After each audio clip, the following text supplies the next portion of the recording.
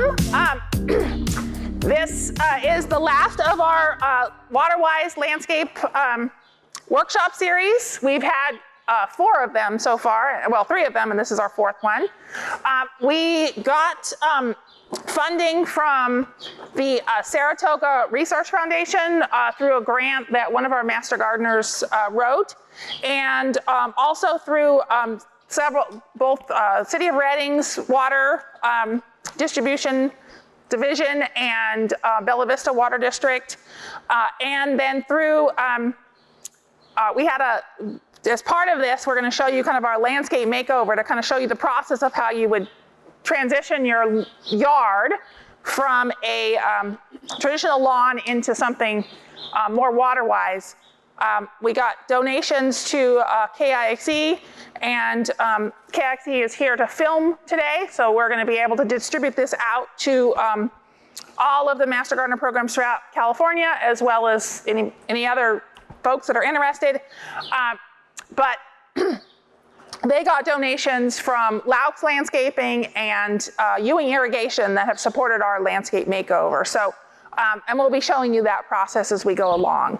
So my name is Lamone Waite. I'm a full-time horticulture instructor here at Shasta College. I also am the coordinator for both Shasta County and Tehama County in the Master Gardener program. And I've been doing that coordination for about 20 years. I've been teaching for almost 30 years. So we want to walk you through the transition process today, and we'll kind of go step by step.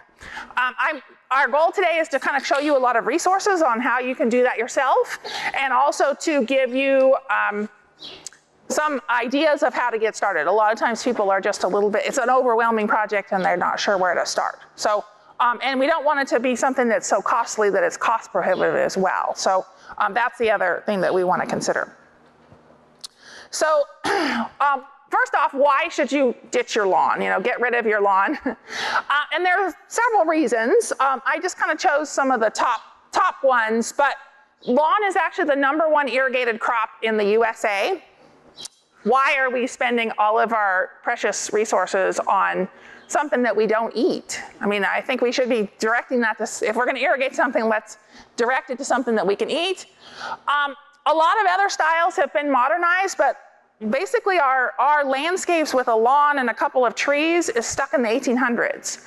The reason that we had lawns, that lawns came to the US mostly because of England and France, and it was a sign of wealth there, that they could have an area in their yard that they just mowed and didn't have to put into garden or something. It was kind of like, hey, I'm richer than you, I don't have to grow a garden to feed myself.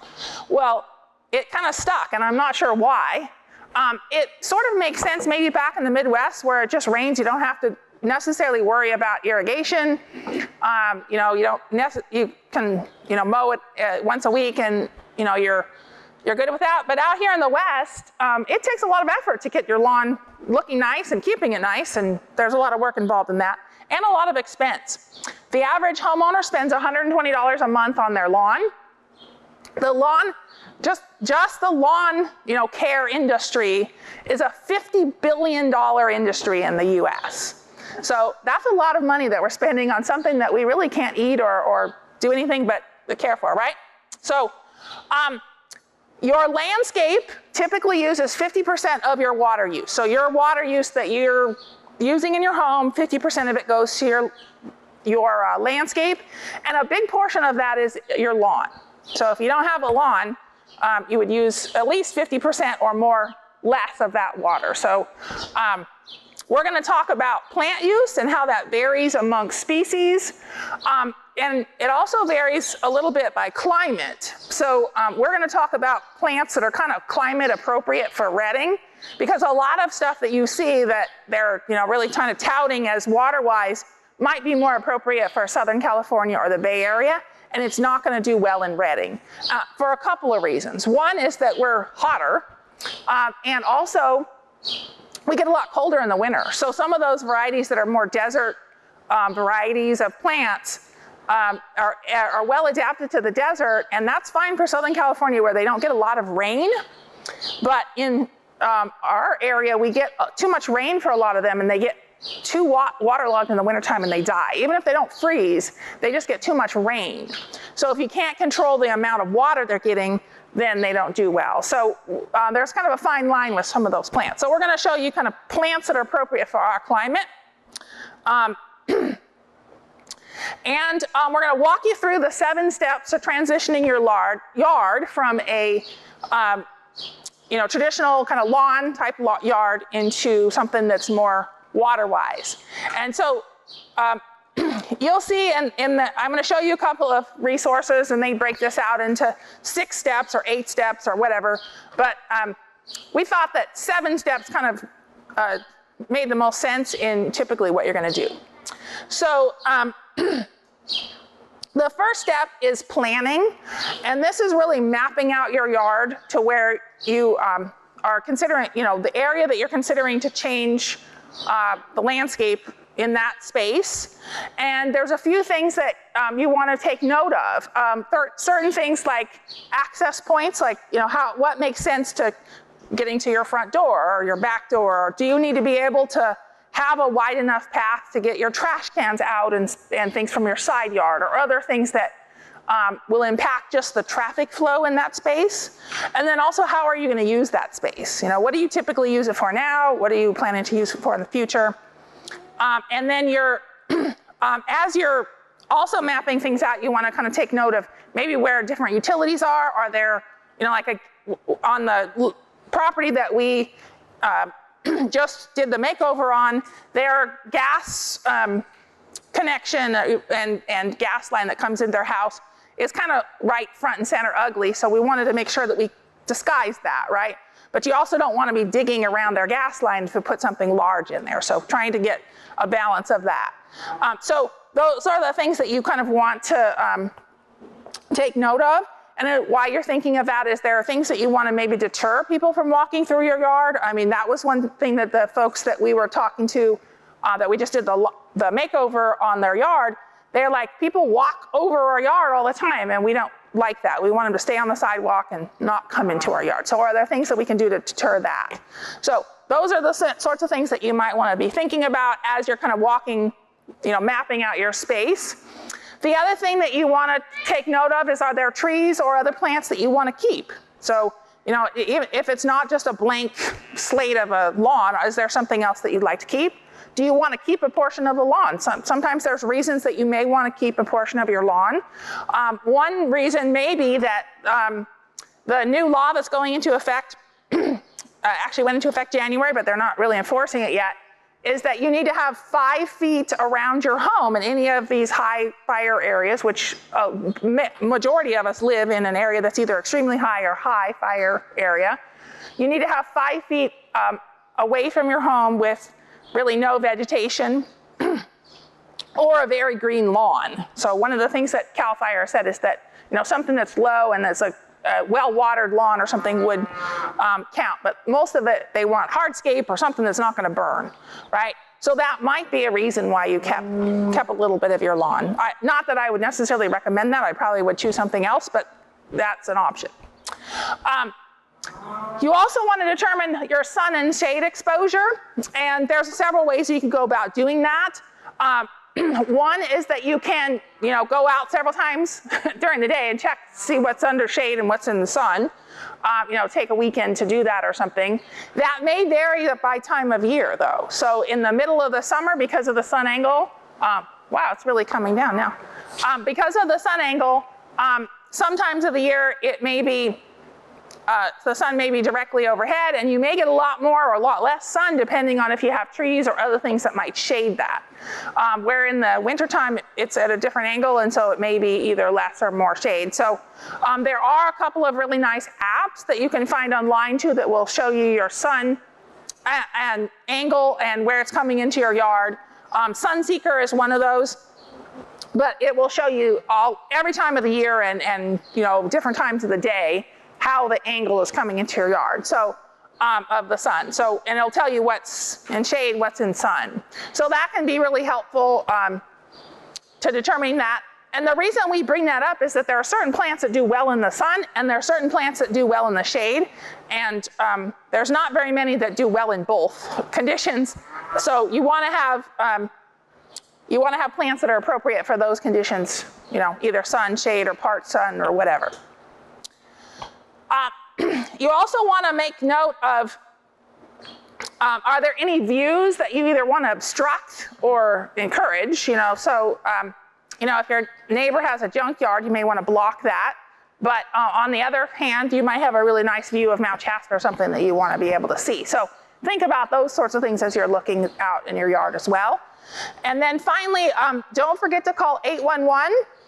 You want to do that before you start construction, because they will come out and then mark all your utilities of where your utilities come in, so your power, your water, you know, your gas and everything, so you don't accidentally hit something. And you may be surprised, you think you're out in the middle of nowhere and there's a, you know, high-speed fiber optic line that goes through your front of your property. I had, and I'll tell you a personal story, but I hired a fencing contractor to replace the fence on my property.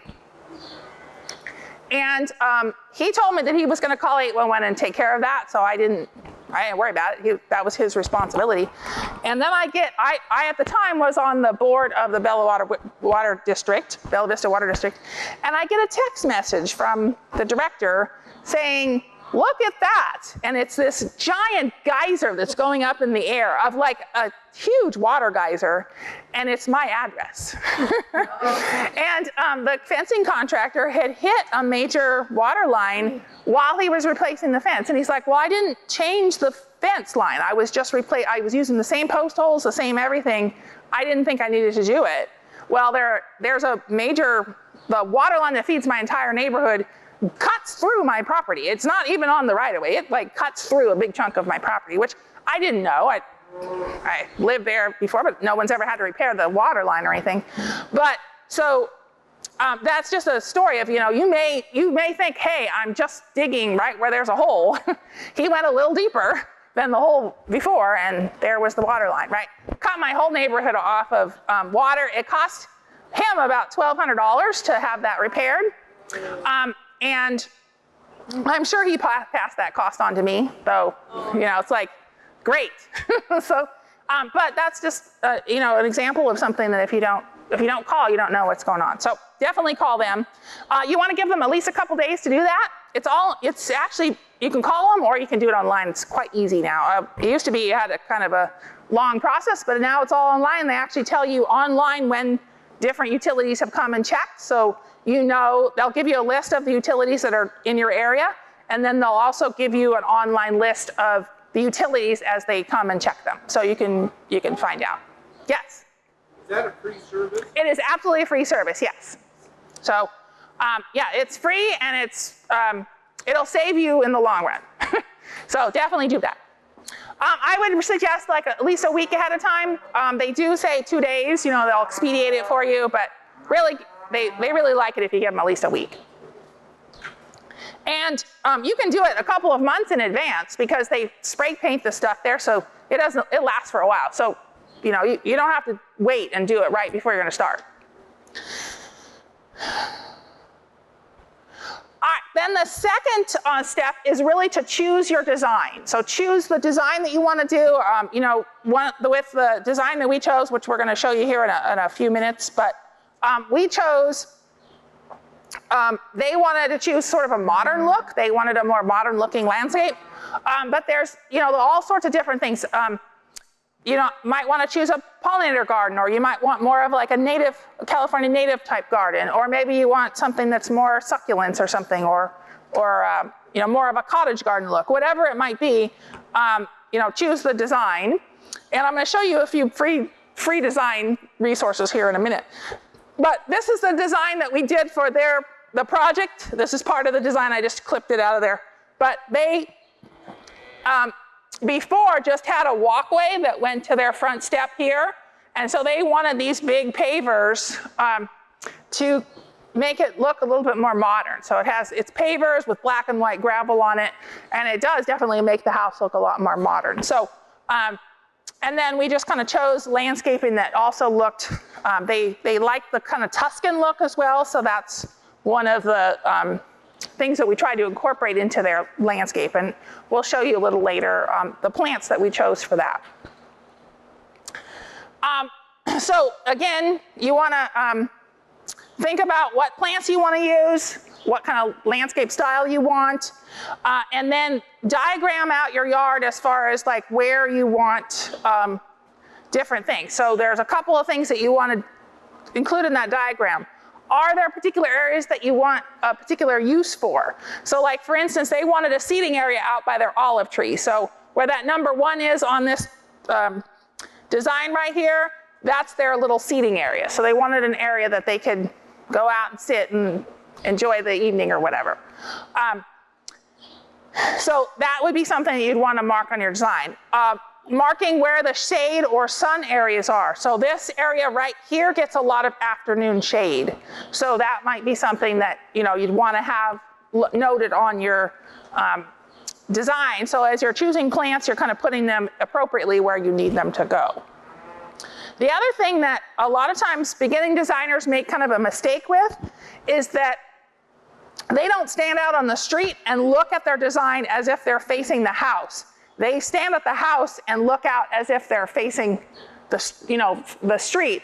And on the front yard, you want a design that looks good from the front as people approach your home, right? It shouldn't look bad as you're looking out either, but you really want to have it where the perspective of that design is from the front. In your backyard, it might be the opposite, because a lot of times you have a fence or something in the back, so that you standing at the house and looking out at the yard would be the perspective that you want the landscape to look its best from. But just kind of keep that in mind. A lot of times people that make that mistake, in that you really should be designing your yard from the sidewalk looking at your house versus from your porch looking out. If that makes sense. And then here's a lot of different resources on things that you can choose. And I'm not going to go through all of these, but I want to show you a couple of them. So I will stop and show you a couple. There's a couple of different things here. So the Arboretum at UC Davis has a list of Arboretum All-Stars that they have trialed all over California. So Redding was actually one of those trial sites for their plants. They chose 100 plants from the UC Arboretum that they said were the most water-wise. They looked good most of the year, so they didn't have a bad looking portion of the year where they just looked really ratty or something. And they took minimal care, so they weren't taking a lot of time to maintain them. And then they sent them out to gardens. There was 11 different garden sites from Redding, which is the furthest north, to San Diego, which was the furthest south. And they had master gardeners follow them for 3 years and write down how they looked in different conditions. We got some of the plants and they didn't do well in Redding. They didn't like the heat, they died quickly. But a lot of them did really well. So the list that did well over a large area made this Arboretum All-Star list. So they have a list of plants that you can check out, and they have information about them with color pictures and everything. They also have a couple of simple designs, so incorporating those plants. So if you wanted to include something, just a simple design, that is something that you could just use their design and drop it right into your front yard or wherever. Redding, watersmart.com, and I do want to show you this one, because this one has, if you're not aware of this, that you should be.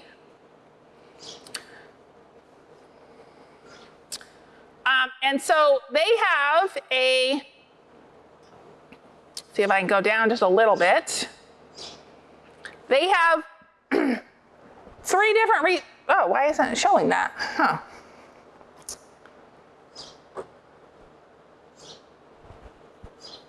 I'm not sure why it's not projecting it. It shows it up here and then it's not projecting there. So let me see if I go to function.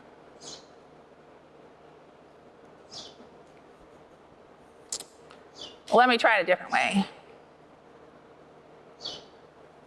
Come on.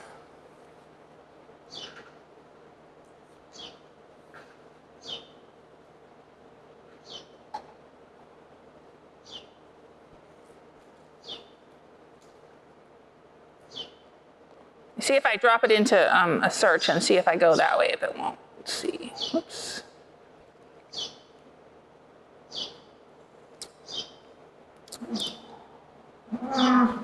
Did it show? Wow, it's not even showing up there now. Huh.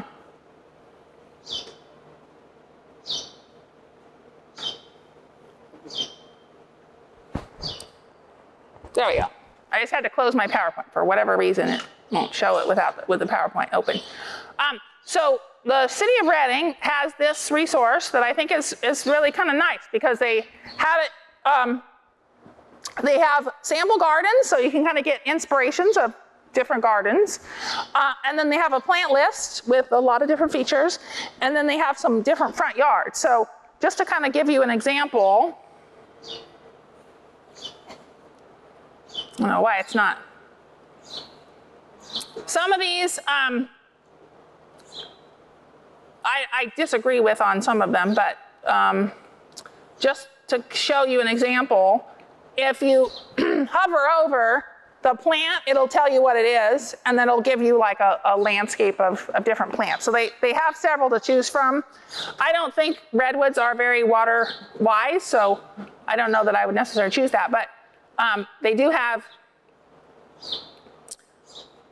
quite a few things, and then they have the different plant lists, and they have them listed by the different types. So there's like ornamental grasses, native plants, things that ground covers, wildlife or pollinators, things that attract butterflies. They have a bunch of different things for clay soils. So like if you click on the plant list, then they give you a whole list of different plants that you can plant within that. And some of these are extremely water-wise, and then some are kind of in the moderate water-wise. So you want to be a little bit careful with that, but for the most part, they're more water-wise than a lawn, for sure. But some of them are even, not as water-wise, I should say. So plants that do well in clay soil. But you can see that you could get an idea of them. And then if you click on the plant, for instance, like if I just click on this one, it tells me the plant, how I can use it, how big it gets, all the information about it, and then it has a description.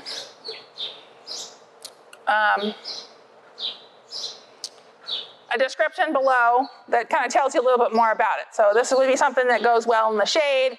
It does well in most soils, that sort of thing.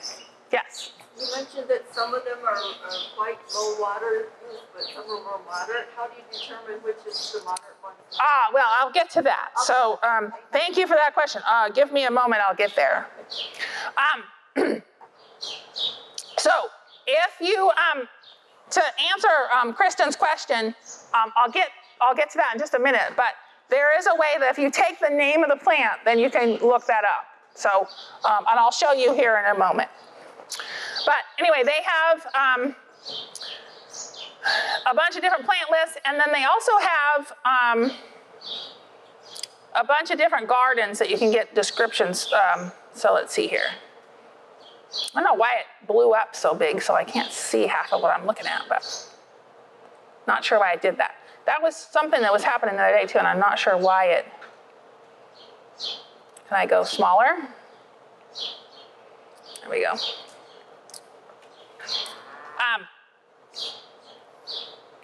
If you click on the gardens, there used to be a whole list. This is not the. Maybe I need to go to the top. There's a whole list of different gardens that you can look at. So why is it? I don't know why I've lost my sidebar.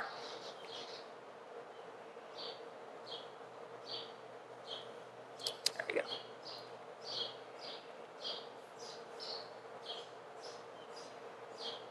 I think if I click on,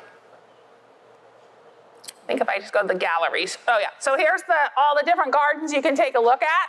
So like if you want to say a low maintenance garden, or if you're more of a hillside garden or a parking strip, a backyard, whatever.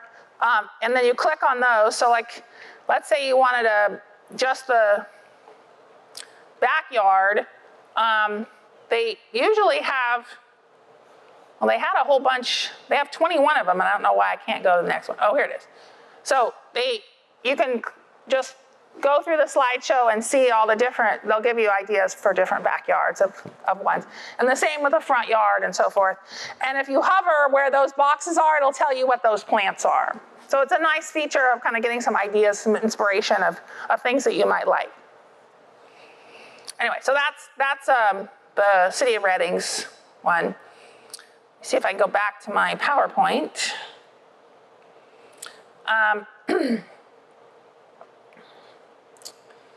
The other one that I wanted to highlight was this Calscapes garden planner. So I think I'll just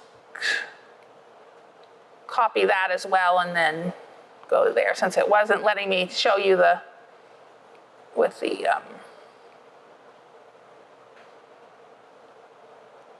oops.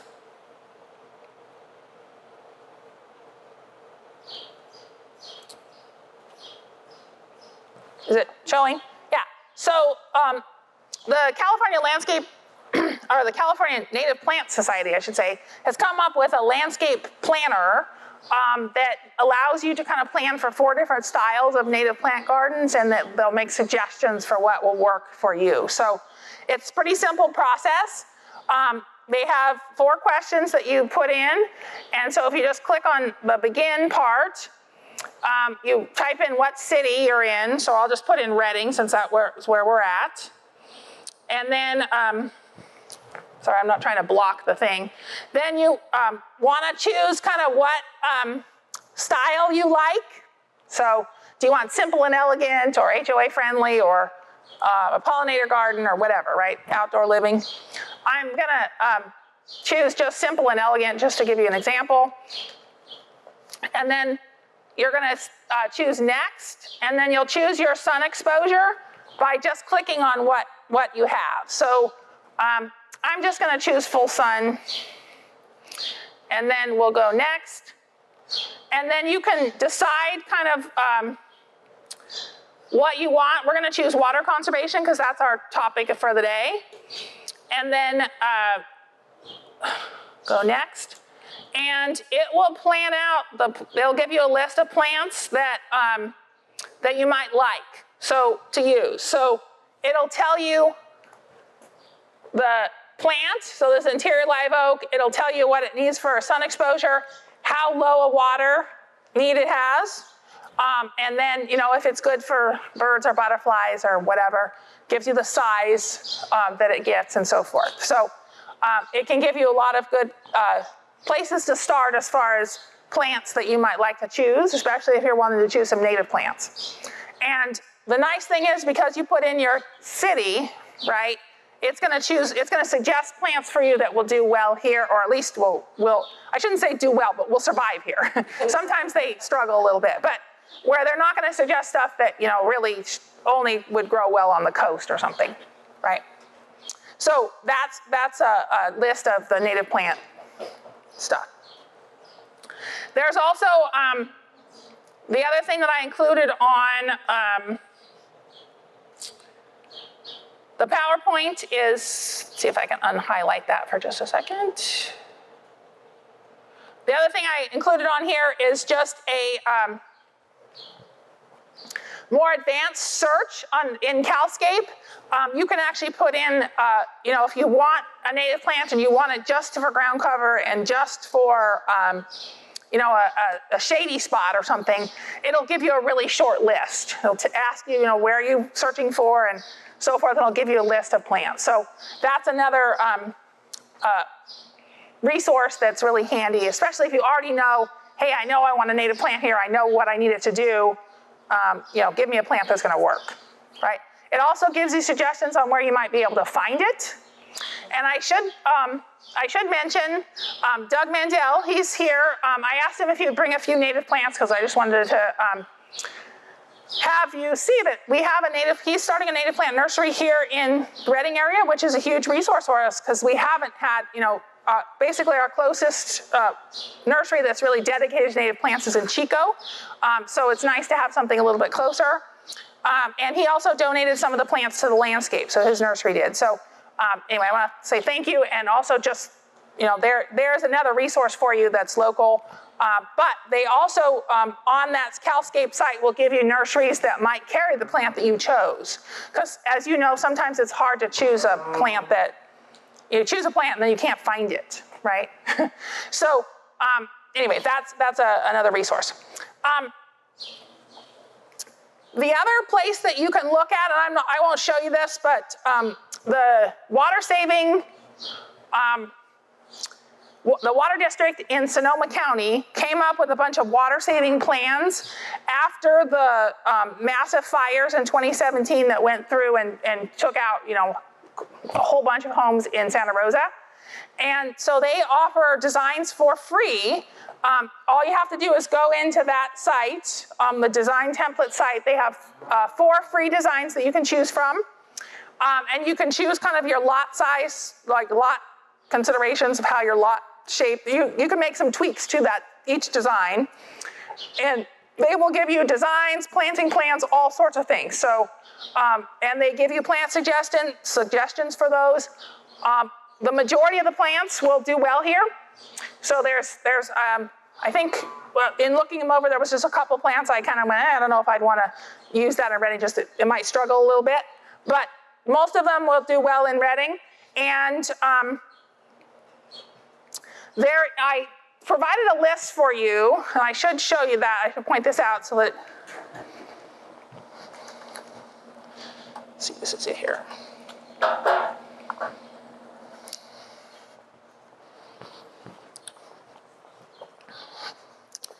Let's see, I thought I put it on here, but maybe I didn't. Let's see. No, I guess I didn't put that here. This governor's one, the landscape and plant guidance resources, they provide a link to that site. So, but if you are interested in that, I'll make sure that I I'll share these resources with you if you'd like. Did I put it there? I thought I put it somewhere. Oh yes, down further, I'm sorry. Yes, the watersavingpartners.org. It's a second paragraph to the bottom. Thank you. I knew I'd put it somewhere, but then I didn't see it. So that's also available to you, and it's free.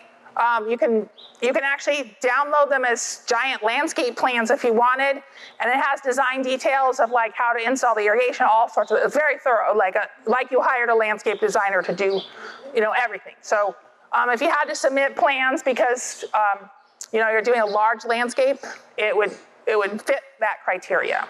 So anyway, those are available to you as well. And then finally, I did want to highlight some of the plants that we chose in our landscape makeover, and I have that on a list here. Hopefully I can make that link work. And is it going to take us there? No, I have to get rid of the PowerPoint. It's a bit frustrating that you have to keep closing the PowerPoint. Is that working? Okay. So these are the plants that we chose, though some of them we ended up actually swapping out, like the Carl Foster grass. But for the most part, these are some of the ones that we chose. So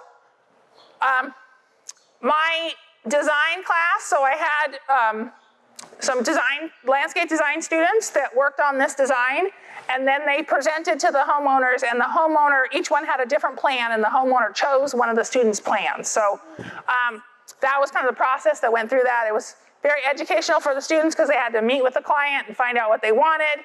They had to then draw up the whole set of plans, and then they had to do another meeting with them and present their plan, and then there were some changes. So that, anyway, it was really good for them to see the whole process of how that went.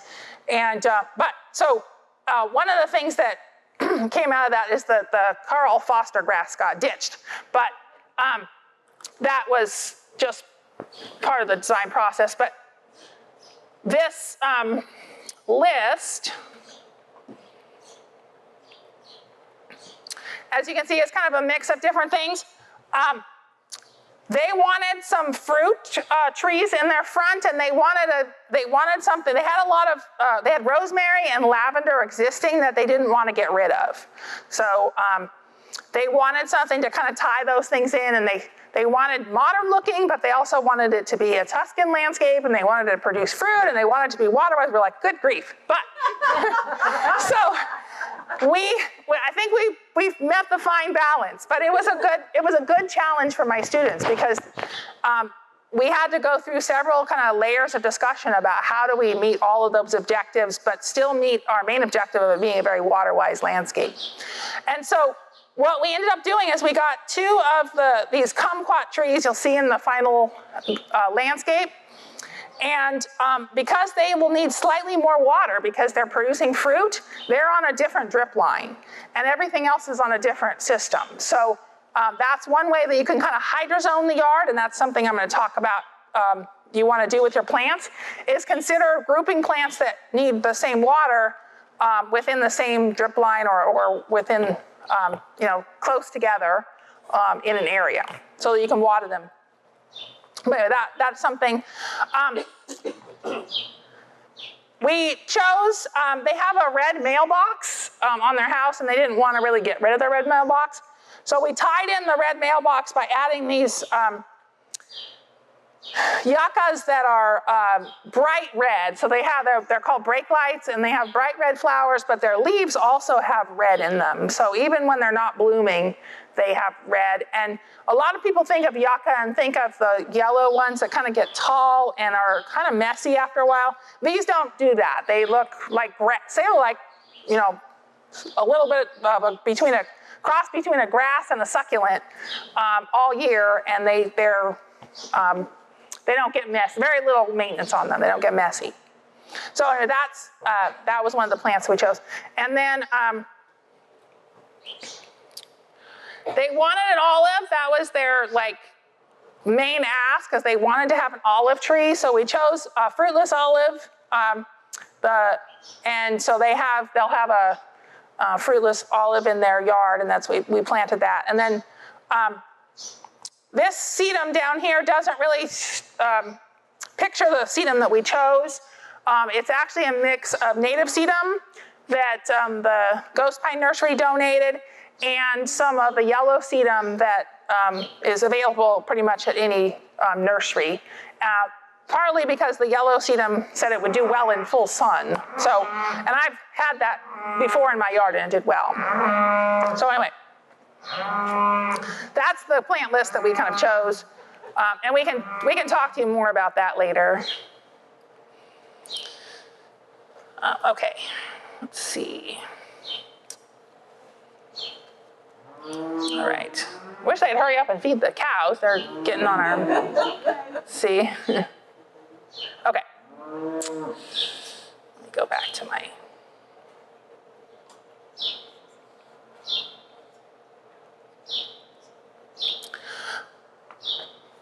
All right, remember I said that we would talk a little bit about how do we find out how a plant is going to be as far as is it moderate water use or low water use or high water use, especially if we don't have something like the Native Plant Society's list that shows us, hey, it's a low water user, right? So all water use in plants is measured by evapotranspiration, or ET. And evapotranspiration is a mix of the loss from the plant transpiring. So plants, in order to photosynthesize, take up water from their roots, and they evaporate them out their leaf just so that they can bring in CO2 gas so that they can photosynthesize. Also helps them cool and keep themselves cool and so forth. But and then they also evaporate water just off their leaf or off the ground or whatever. So evapotranspiration captures all that water loss for the whole plant. And so different plants have different ET rates. They have different evapotranspiration rates. They have different water loss rates. And so this is how they're measured. And then, so they come up with a set evapotranspiration rate for 6-inch tall grass. And then they compare all different species to that. And so each plant species then has its own reference basic evapotranspiration rate based off that reference ET, which is the 6-inch tall fescue grass, and then they reference all the different species off of that. So it's always a percentage of whatever that, 100% is the grass, and then everything else is referenced to that grass, if that makes sense. So California uses, in order to measure this, California uses this California Irrigation Management Information System, and they have these weather stations out all over the country measuring evapotranspiration rates in different areas. You can log into them and get, real-time data where you get that day's data, or you can also get historical data of what it typically is like, in the month of June in Redding, right? We have one of these here on our campus, so we're one of the stations for Northern California. Shasta County actually has 2 stations. One's here on site. We're station 224, if you want to look it up. And if you are interested in that, I'll show you, if you want to just talk to me individually, I'll show you how to look it up. But, and then there's one also in MacArthur area, so because our climate in those 2 areas are so different, even though we're in the same county. But anyway, they report evapotranspiration data, that reference data, right? So that's where you get the reference data, and then the University of California has taken that reference data and compared it to all these different plant species, and they've trialed them for multiple years to see how much water they'll use. And then they've come up with a list, which I will show you in a moment. So this is the average reference evapotranspiration for different parts of the country. Notice this is the months of the year down here. So we have, here's the different months, and then here's inches of water per month. So obviously we're in the Inland Valley here, and so for, say, the month of July, we're up over 8 inches of water a month that's being lost from the plant, right?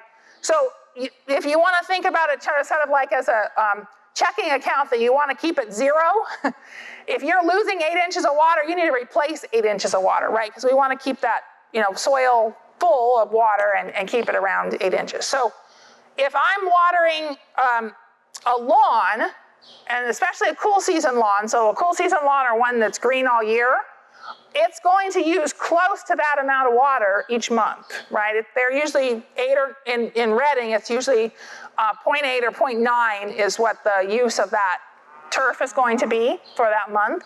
But if I have plants that only use, say, they have a water use of 0.10, 0.1 or whatever, they're only going to use 1/10 of that water. So instead of using 8 inches of water, they're using 1/10 of 8 inches, which is what, an eighth of an, or 0.8 of an inch, right? Let's say no, that's not right.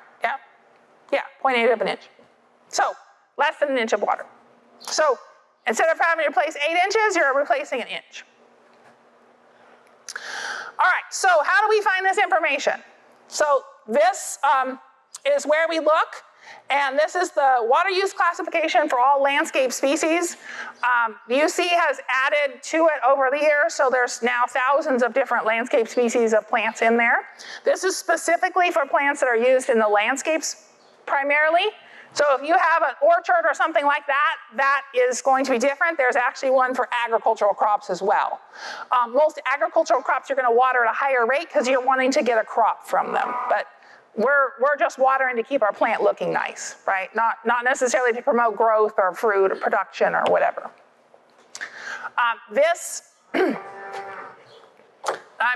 sure I'm probably going to have to do the same thing on this one because it's not going to allow me to go there. I guess I don't necessarily, well, I should probably take you there just so you can see it.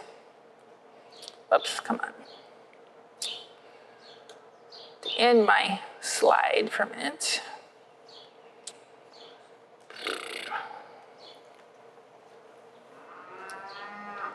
Copy. Come on, copy. And then.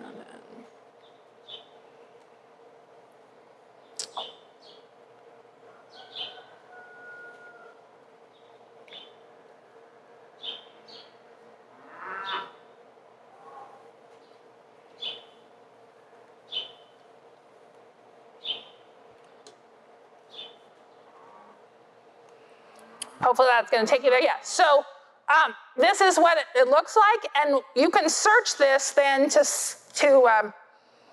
they have a whole user's manual if you really want to learn the list, but they also have just a list that you can download, or you can search their database. And I recommend the database search because you can go and you put your city in, and you do have to find it, which is sometimes a little bit difficult, but oh, we have to change our, well, no, I shouldn't have to change the region. It is helpful if you remember which region you're in. I think I can actually just type it maybe. Let's just use Red Bluff. Since I've used Reading so much, I'll use Red Bluff. And then I'm just gonna search for very low water users.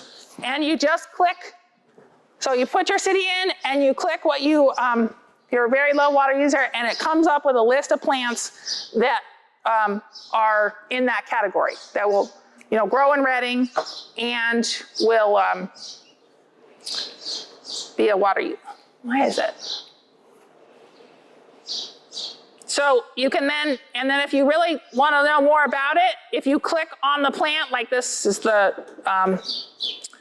Amaryllis. Oh, this one's not going to give me a whole bunch of, oh, it usually gives me. So if you download the card, I chose a very bad one. It's not. It's not giving me any stuff here. Well, no, just in the fact that it's not giving me any information. Let me see. Let me go back one. So, see, this one should be. They usually give you a little bit more information on there. Oh, it's not giving me the same. Usually they'll give me a whole bunch of information, so I'm not sure why it's not giving me more. Maybe it's down below here. Oh, here it is. So it'll give you, if you choose one and then click on it, then it'll give you all the cultural information that you want to know, like what size it gets, where it grows, that sort of thing, what it looks like. So it's a nice resource. And then if you already have the plant list selected, you can just type those plant names in as well, and it'll tell you the water use. And it's pretty quick, so it's fairly easy to use. Okay, go back to my PowerPoint. Shoot, did I close I think I closed my PowerPoint. That's not good. Maybe not.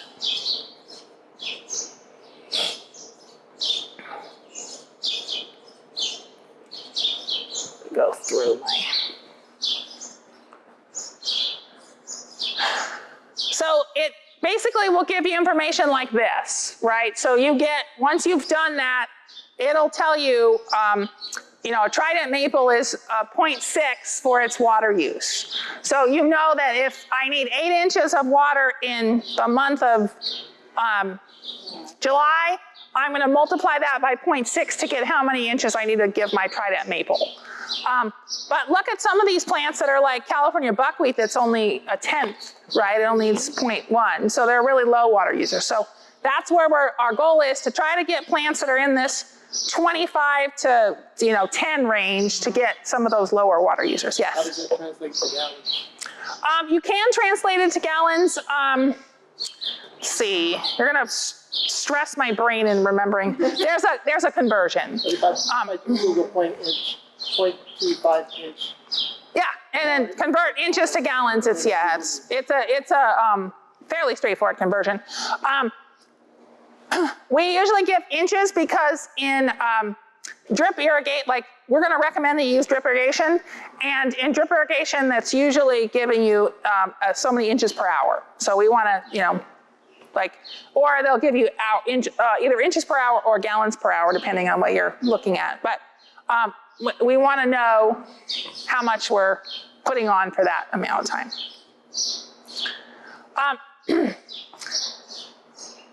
Make sure that as you're selecting your plant, well, I think I've already mentioned this, but just make sure that you're selecting the plant species and the, your variety. So even if you're selecting a plant species, sometimes you want a cultivar or a variety of those. make sure that it's appropriate for your microclimate in your yard, so shade or sun or those sorts of things. And also that it's going to be appropriate for the spot. So sometimes just because, like for instance, one of the plants we chose in our landscape is a barberry or a berberis.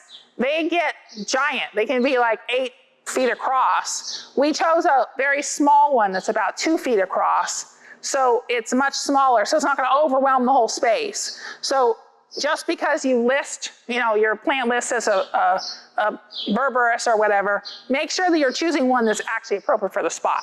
And then also that even though sometimes within a species of plants, some will do well in colder climates or will take the heat better and some won't. So make sure that you're choosing one that's going to work for our site. So just don't think that all of them are the same, I guess is the point I'm trying to make. And then do remember sun or full shade. Is it in the sun most of the day or is it in the shade most of the day? That will matter in your selection of plants. All right, so I'm sorry I got that, probably the longest step there, but we got bogged down in the steps. But step 3 is to remove the lawn. And this can be done in a couple of different ways. You can decide to solarize your lawn, which is basically take plastic. You want clear plastic because you want the sun to come through it and get trapped under your plastic. You'll cover your lawn. You have to do this for probably 6 weeks to 8 weeks to really, fry it. If it's Bermuda, it doesn't seem to work. We've tried it in our organic garden, and it doesn't seem like the Bermuda has deep enough roots that it comes back from that. It definitely knocks it back, but it comes back through. But if you have other grass, it's very effective in getting rid of it. It just makes your yard look really ugly for a couple months. You can physically remove it by getting a sod cutter and cutting it out. And that's what we chose to do on this project for most of it. We also demonstrated some sheet mulching, which we're going to show you here in a moment. But either way, the physical removal, you need to cut out the sod. This particular site had Bermuda grass, so we cut out 2 inches inch and a half of sod and removed it, and we still had Bermuda grass coming back, so we cut out another 1.5 inches of sod and removed that. So that was a lot of labor to do that. You also have to have a good place to dispose of that sod. So we had a compost pile that we didn't care if we put Bermuda grass in, we'll compost it and it'll go out into one of our fields that it won't matter if it gets a little bit of Bermuda or not. But that process sometimes can be difficult because you can't find a place to haul it away, or you can't, you don't know where to dispose of it. So that can be a challenge. The other thing is that those rolls are heavy. So that you have to have some strength to do that. And then the sheet mulching is where you actually lay layers of material over the grass and kind of smother it. And there's a process to that, which I will demonstrate here in a minute. We have a film of us doing it at the site. And then finally, you can use herbicides to spray it out, and that may take more than one application of herbicide, though. It might be 2 or 3. We actually had some of the Bermuda, before we ended up cutting out another section of the Bermuda grass on this project, we actually sprayed it with a herbicide that specifically said it would kill Bermuda grass, and it didn't even phase it. So that's why we went back and had to cut it out. So sometimes you may be just wasting your money and causing an environmental toxic situation that you don't need to. So anyway, just think about that. But on most things, herbicide is fairly effective, and you can get rid of your lawn quickly that way. Any concern, though, about the new plants you'll be putting in after you've used herbicides? It depends a little bit on the herbicide you use. Some have a residual effect. Most that are over-the-counter stuff for the homeowner are not going to have that issue. So they won't have a residual effect on any of the plants that you put in after. Most herbicides break down pretty rapidly in the soil, and they break down into usually carbon or water. So it's not, they're not lingering around. The exception to that would be is if you put down some sort of pre-emergent, and some of the pre-emergents stunt root growth. Depends on the type of pre-emergent you use. A pre-emergent is where you're trying to keep things from seeds from sprouting or other things, but that can have a residual effect. And then there are some things like if you have star thistle or something like that that you treated, some of those herbicides have a lasting residual effect for almost 8 months. So they could be detrimental to your newly planted plants. But for the most part, most stuff that's over, that's available to the homeowner is not going to have a residual effect. Yes? So, there's things going on, information out about Roundup. I mean, what are your thoughts on Roundup, aside from the cancer issue? You know what? Well, that's a whole political thing, but the information that was used to prove that it caused cancer is flawed data, and I can prove to you that it's flawed data. So yes, it may be that I don't recommend that you necessarily go around spraying herbicides in general, but we've used Roundup for close to 50 years, and if it was a cancer-causing thing, we'd have a lot more cases of it, is my thought. About the cancer thing. So it works, it breaks down. Yeah, it breaks down pretty rapidly. It's not something that has a residual effect, so it's a fairly safe herbicide as far as to the environment. You have to be very careful that you don't overspray something or roots of something that you want to keep, because it does translocate in the plant. It goes from the leaf into the root system, and it will kill that plant as well. So just be cautious of that. So if you have roots that are intertwined, it can cause an issue. Yes? Sheet mulching. Let's see. What if you have mature trees in that area? Is that that's a great question. Yes, if you change the elevation of the soil around them.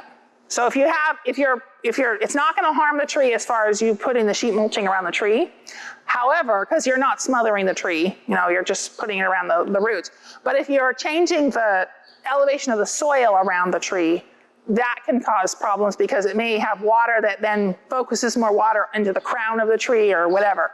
So if you are going to be doing something around a tree, make sure you're staying away from the main crown of the roots by at least 3 feet or so. So just, making sure that area around the tree is not, and then allow for drainage away from that. So, if you are changing the elevation, make sure that you're planning for that and allowing for water to drain away from the tree somewhere. Because adding a bunch of sheet mulching does raise your elevation. So even though it does kind of decompose after some time, it's still going to give you extra inches of stuff. So I do want to show you that process. So that's what I was going to show you next. If I can navigate there, we'll see if I can do that. Okay. So let's see. I'm not sure which one is queued up here, but I probably should just show you what the house looked like first, and then we'll start from there. So we have some short video clips that we're going to show you of this process. No, it's not. That darn PowerPoint just blocks everything, doesn't it?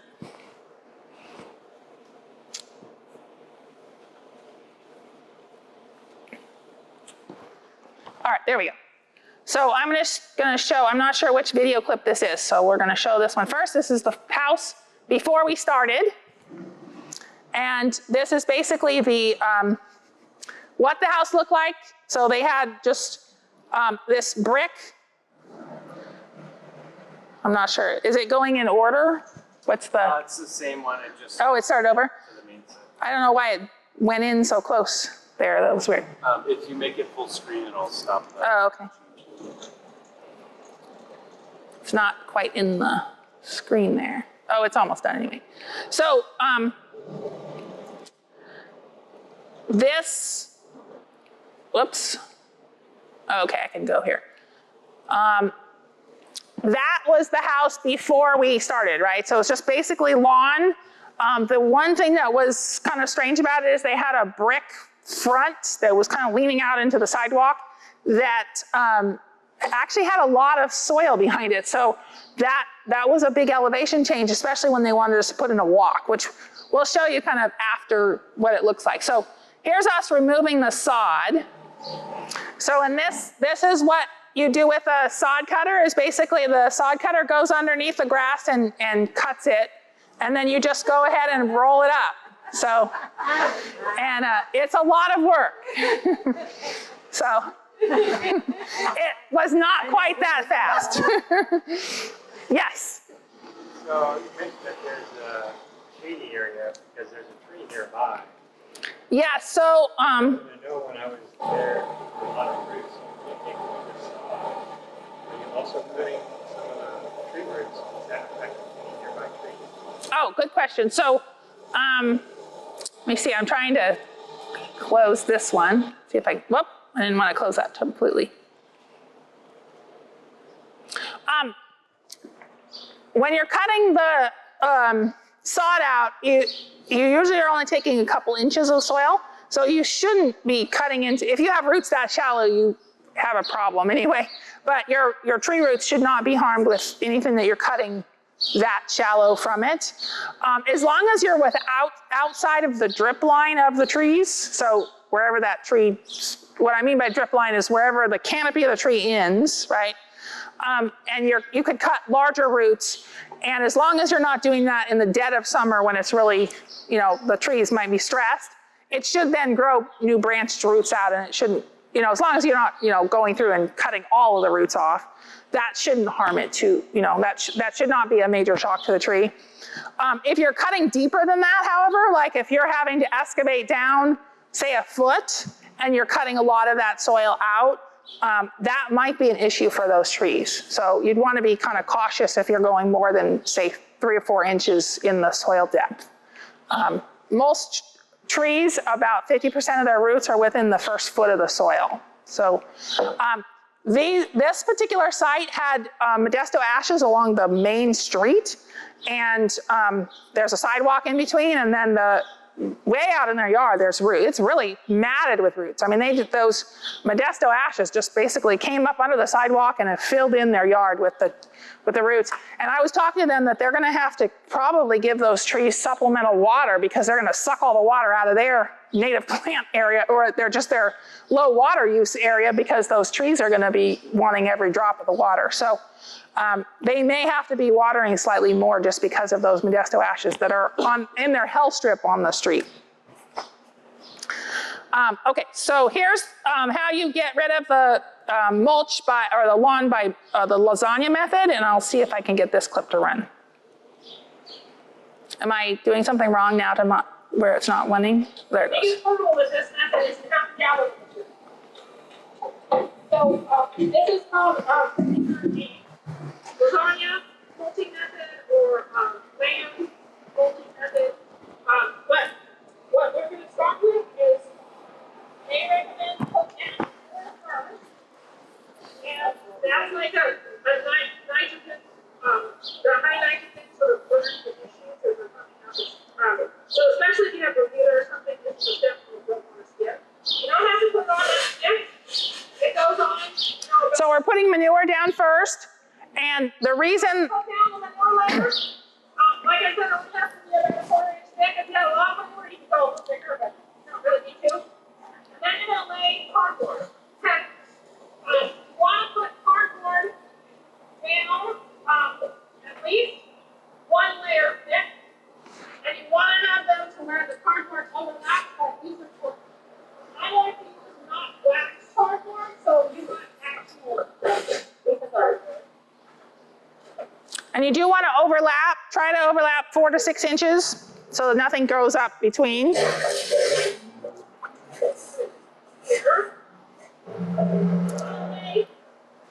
layer of brown and a layer of green over the top of it, and then you can put compost or something else on top of that.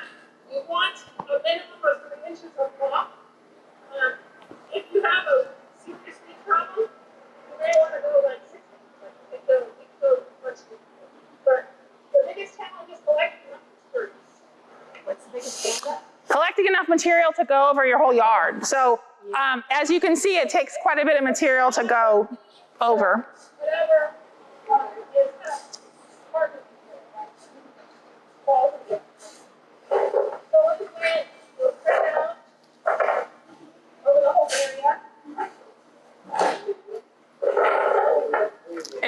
the sound better of us stepping than it did our voices. It's interesting how.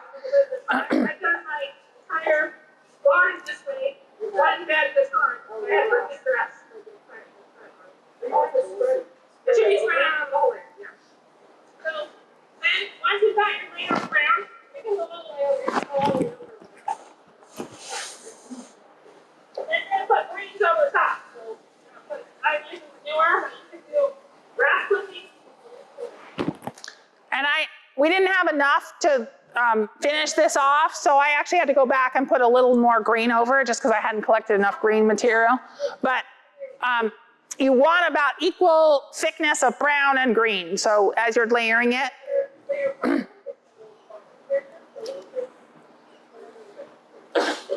So we need a little bit more. We need to have a little more greens. I have a layer of compost now that I'm going to put over just to hold everything down. and then the reason we didn't go all the way to the sidewalk is that's their property line. So we didn't want to do the other person's property. Their house is for sale, so we thought they might get excited if we put this whole thing in their yard. Yes. Could you explain a little bit more about the green and brown? I will. I just wanted to wait for it to stop so you could see. So we put a little bit of compost on top. I put this layer of the greens. What we'll do next week, we'll bring back a layer of more green stuff. Yeah. And we're going to put soil over it. Slowly. So let me walk you through the process because I'm not sure how well you could hear me on there. So the first thing that you want to do is cut the existing grass as low as you can. So use a mower, weed, trimmer, whatever, to get it as low as you possibly can. The reason for that is you don't want some of that grass flopping over and protecting the crown of the grass as it tries to sprout back, right? You want to get as low as you can. And then you're going to put manure across the base of it. That step is important if you have something that's a really aggressive weed like the Bermuda grass. If you don't have really aggressive weeds, you could skip that step. The reason that the manure works well is that the nitrogen kind of burns the new shoots as they try to sprout up from that crown of the grass, and it keeps it from being as aggressive. So it's another step to kind of keep it from being too aggressively coming back. And it does add some nutrients to the soil, so if you plant above it, eventually you're gonna get some of that. Yes? Can you get the manure here, or where do you get manure? Well, you could buy like steer manure or something, but we don't sell manure, no. But you usually can find a neighbor or something that has a horse or rabbits or chickens or something. I mean, anything that you don't need a huge amount. You want, less than probably half an inch cover is fine. The second layer then is cardboard. And you do not want to use waxed cardboard. You want to use cardboard that's unwaxed. The reason for that is the waxed cardboard, you want this eventually to break down, and the waxed cardboard doesn't break down really efficiently. And then above the waxed cardboard, then you're going to put a layer of green or a layer of brown. It doesn't matter which one you start with. You just want to layer them. So you're kind of, think the lasagna idea of just kind of doing layers of things. The greens can be anything from like kitchen scraps to grass clippings to manure to anything that is kind of, chopped up weeds, whatever. Don't add weed seed to it or you're going to add problems back to your site.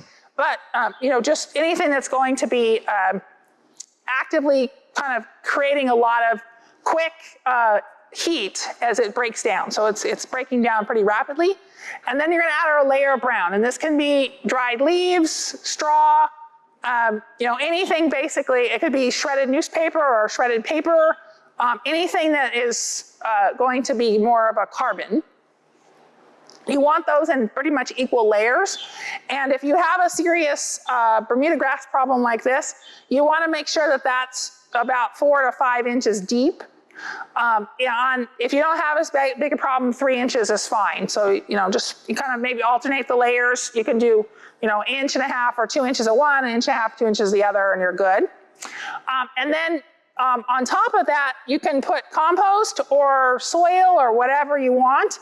And you can actually put it thick enough that you can plant directly into it immediately. So if you wanted to sort of create some mounds in your yard, that would be a good way to actually, then put 3 or 4 inches of topsoil on top of that, and you could plant directly into that, and it will break down over time and just kind of feed nutrients to your plant over that time.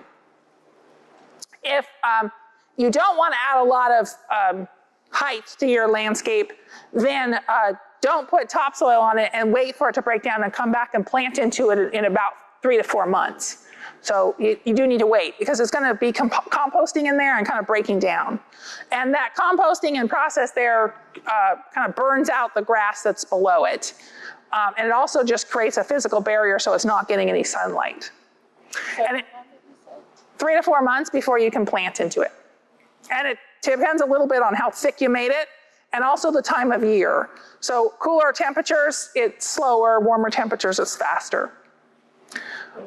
So this hop manure's first layer again wouldn't bother mature trees? No, it shouldn't after 3 or 4 months, no. And even if you're, as long as you're not doing that like right up against the tree, make sure you're, and you're not gonna put it on very thick. So your tree might you might see your tree starting to grow better because you fertilized it pretty well. You might see some new growth. But no, don't put it on so thick that it would bother it, right? You might be more cautious with that if you do have a lot of mature trees there.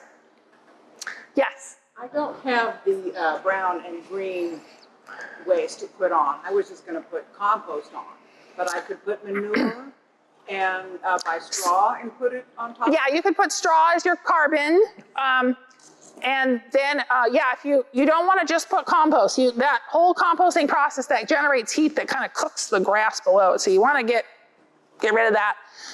It shouldn't bother trees or anything that has roots within like lower than 2 inches in the ground. You're really trying to kill the crown of that growing tip of the grass, which is right on the surface. So you're not like generating a giant compost pile that should, create too much heat. But if you don't have that, one of the things that you could possibly check with, a landscape company or whatever in the area that maybe is collecting leaves or other things. A lot of times if I'm planning to do something like this, like I did this with my garden, I had all of my beds that were just attacked by Bermuda grass. During our first drought, which was 2006 or so, where I had left my garden fallow for a year and Bermuda grass flourished.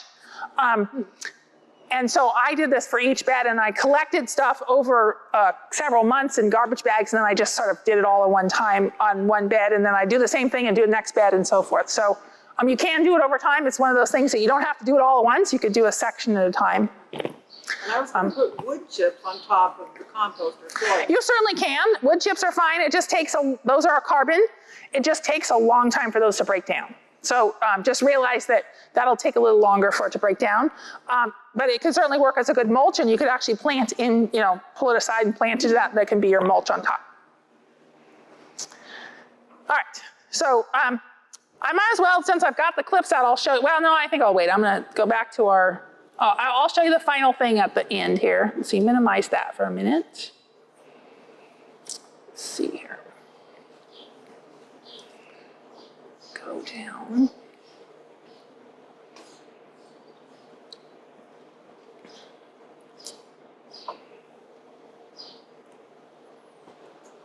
All right, so the next step is irrigation. And for these kind of projects, I usually recommend that you use drip irrigation, because one of the things that as you're putting in, you're taking out lawn where with a lawn, you have to water every inch of it uniformly. You want to get the whole area watered. With this particular type of landscaping, you're no longer needing to water everything. You're going to be watering the individual plants. There are ways that you can convert. They sell kits to where you can actually take a sprinkler, one of your sprinkler risers, and actually add drip to that. You usually have to add a filter to your system. But Rainbird, I think, who is one of the sponsors of this project, they actually donated some of the material. They offer something you can actually screw into your riser and have drip tubing that comes off of it.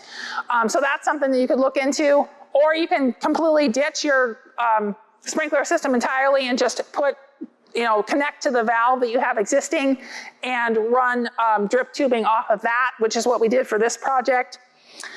One of the things you do want to make sure that you do is give your mature trees adequate water. So you want to put some tree rings or things around those trees so they get extra water, so that they are used to getting so much water from a sprinkler, you want to make sure that they're still getting enough water once you've taken the sprinklers away. So this is an example of a tree ring which has 3 rings around it. Usually you want to start out from the trunk of the tree about 5 feet or so for your first ring, because you don't want water right at the crown of the tree, you want it in the surrounding area. And then you can kind of go out to the drip line with tubing, depending on how large your tree is. You might need 2 or 3 rings of tubing. This particular tubing has the inline emitters, which I am a big fan of. It basically, you get tubing that has the irrigation emitters right in it. It's super easy to lay out. You put your emitters around your plants, where you need them. You can get them spaced every 12 inches or every 18 inches or whatever you might need. And it just makes laying out your drip tubing so much easier, because you're not punching in spaghetti tubing and then going out to an emitter and so forth. So it also makes the maintenance of it a lot easier, in that it's much less likely to get nibbled by a rabbit or something, and where you have leaks. So and it can be buried under your mulch so that you don't even see it. You do, as I mentioned earlier, you do want to hydrozone your system so that you get plants with similar water needs all on the same drip line. So if you had a bunch of mature trees, you might want to put those on a different drip line that you were going to leave than your new landscape. Or if you think that you're going to water all about the same, just make sure you give your mature trees more emitters so they get more water during the same time you're going to water your other plants.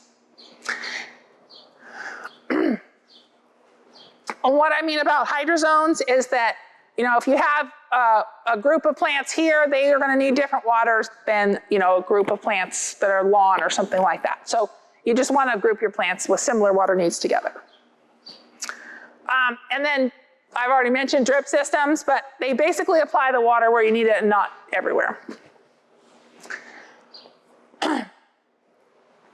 And a lot of times we end up with landscapes in these kind of newer water-wise landscapes, especially when they're a new landscape, they end up being sort of a not as densely planted landscape, right? So you have individual plants kind of throughout there, and so you don't have everything right on top of each other. So you are going to be just watering the individual plants, and you're not putting water over the entire area, which also helps you save water.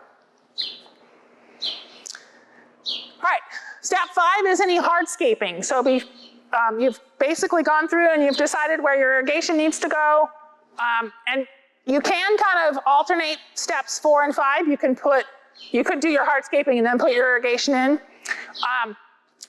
If you have to run irrigation tubing across a pathway or something, it's nice to already have the hardscaping kind of starting as you're doing the irrigation, so that you can then tunnel the irrigation under your hardscaping and other things, so you can kind of disguise that and get it through. So that's something to think about, is they can kind of be done simultaneously. But any sort of patios or walkways or anything like that, you would put in at this step. And then step 6 is the planting. This is where you're, obviously you've chosen your plants, you've amended your soil if it needs any kind of amendments.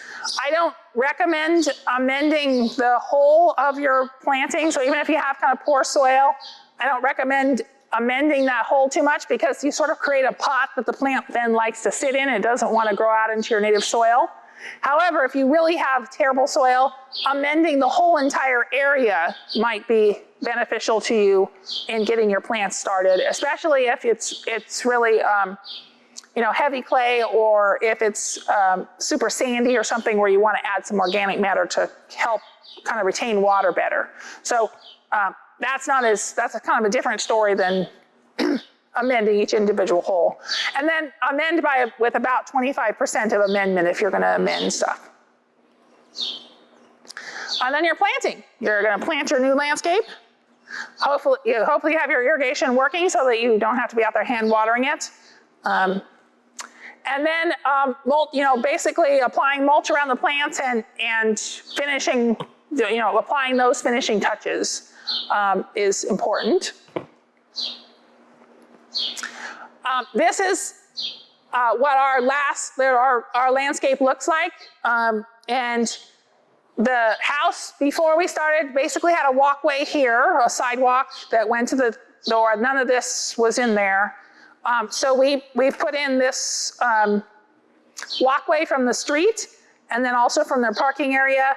This area over here, we created basically a brick on sand parking area. So we got really thick bricks that allow for the weight of a car to go on them. And so they have like two strips. Before they were just kind of parking on their lawn. And it didn't look that good because they was allowing, where they parked, the lawn didn't look so great.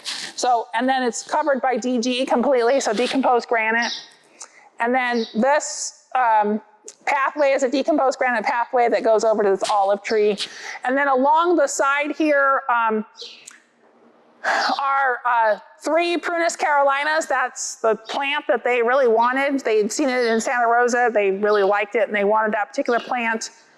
It's about a 10-foot tall blooming shrub that's sort of very upright.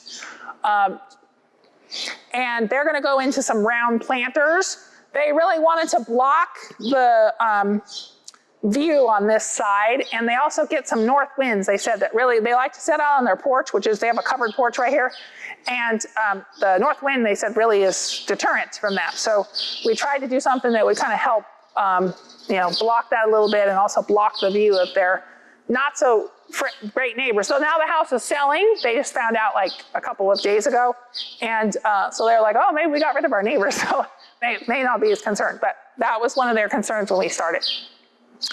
So that's what that looked like. Now I'm going to show you the kind of the final here. Let's see if I can navigate back to that. We're not completely done with the site. Why is it not showing? Not sure why it won't give me here it is. So we're not completely done with the site yet, but as you can see, we took out all of the Nandina. That was, I don't know if you remember the beginning shot there, but let me see, I can probably just pause this. So we're not getting that other sound in there. I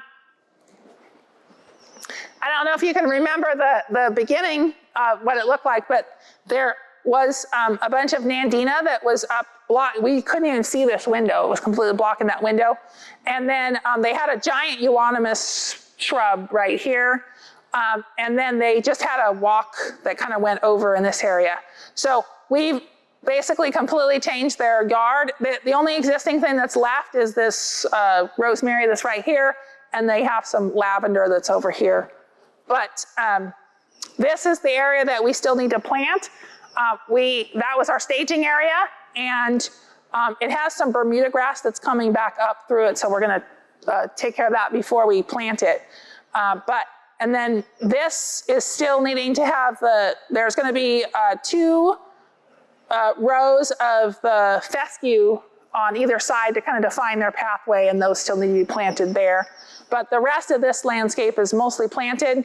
Here's where we put that sheet mulching in over there. That's where those planters with the Prunus carolina are going along over on this side here. But you can see the drip line that we've put in there that will be completely covered by the mulch. Yes? Is there an easy way to tell if the grass that's in your lawn is Bermuda? If it tends to tiller, like send out runners and roots, then it probably is Bermuda. So if it's Bermuda grass has got a pretty fine blade as well, so it's kind of fine bladed, and it tends to kind of send out runners into your paths and garden beds and everything else, then it's probably Bermuda. but otherwise, most lawns here are either Bermuda grass, and they tend to, the other thing that Bermuda grass does is it tends to go dormant during the winter, so it'll look kind of brown in December, January. But most grasses are either Bermuda or they're a mix of like fescue and bluegrass or something, which is more of a cool season grass, which uses slightly more water than Bermuda grass, but is easier to get rid of. So, all right. Anyway, that's the final shot there of what the house looked like after we were finished making it over.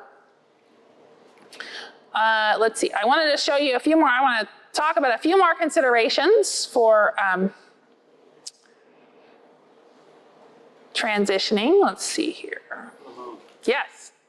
I thought when like Elvis did that grant program years ago, that decomposed granite was like not allowed because it becomes, depending on the depth, becomes non-permeable, so it causes more runoff. Oh. Is that, I mean, because I love it, I think it's perfect, because if you get it deep enough, you don't get weeds. But so we do encourage people to use semi-permeable or permeable landscaping products, and the decomposed granite can, if you pack it really hard, it can be somewhat where it causes runoff. And what we suggest is that you collect it in a catch basin or something, which I'm going to mention here, that then you allow for that water to soak back into your yard. But as long, like in their situation where they just have a pathway and then they're basically covering around their parking area, with decomposed granite, it's a good choice. And we allowed for some of that catchment, so it's not going to run off into the street or something. But yeah, that is a consideration, that it can create almost a concrete feel to it. But I have it all over my yard in pathways, and I haven't really had a huge issue of, I have beds that any of that water that runs off gets collected in, and it doesn't seem like it creates too much of an issue. Where it would be a problem is if you did that like your entire yard. I wouldn't encourage you to do that, because you want to have areas that can then soak in the water. So other considerations. One of the things with this, a lot of times we see folks with lawns, they water a little bit every day or every other day or something. And once plants get established, they really need to be watered maybe deeply, but maybe once a week, or in the really hot temperatures, maybe twice every week, but probably no more frequently than that. So if you're watering a little bit every day, you're encouraging shallow root systems. And in some cases, if you've planted those plants that are really low water users, they actually may kill them. So they can't take that much water. So you want to make sure that you're letting them kind of dry out between irrigations, or they may struggle. So do be conscious of that. The other thing is watering a few inches below whatever the current root system is will encourage deeper rooting. So, if you're putting on water, use a probe or something to see how deep that water's going after you've irrigated, and try to get it down below where your plants are. If you're planting new plantings especially, they may only have, if it's a 4-inch pot or something, it may only be this deep a root. Get the water to go down below that, so it kind of encourages those to root deeper and not more shallow. They'll be a lot more resilient in the summertime when things dry out quicker and it's hotter and stuff. So Bury your drip lines in? you could bury your drip line, but even if it's on the surface, you're just letting it run long enough that it's soaked into your soil. So make sure that that's happening.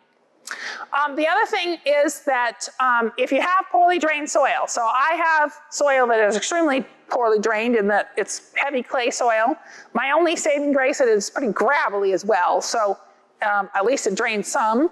But you may have to do some extra considerations for that, in that, especially with plants that need, if you're choosing really low water need plants, you may have to mound them a little bit or something so that the water will run off of them and not sit on them. I have killed, I don't know how many, I really like certain native plants, and I kill them fairly frequently because my soil is so wet in the wintertime that I lose sages, I've lost some flannel bush, some of the things are just finicky about, I don't know, lost 2 or 3 red buds.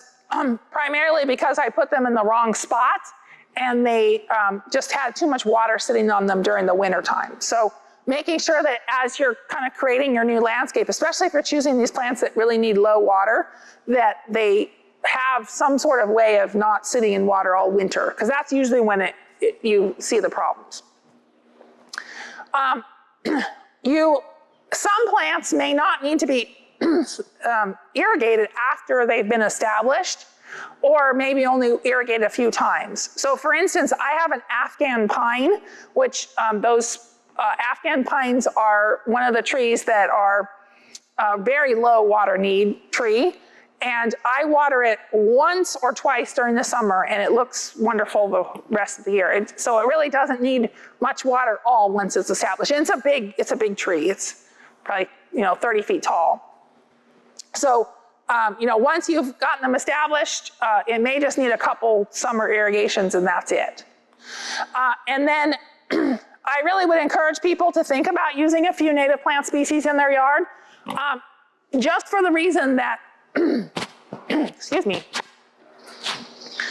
Native plants support a lot of our native insects, and then our native insects also support our native birds, so that it basically is one of those things that support the entire ecosystem. When we bring a lot of plants that are from foreign countries or just even just different areas of the US, they aren't, a lot of times they don't support our native insects or native birds just because they don't know what to do with that particular plant. So by having a few of those in your yard, you are supporting kind of just the overall ecosystem. And we have had just a massive die-off of insects in the last 30 years or so. It's catastrophic.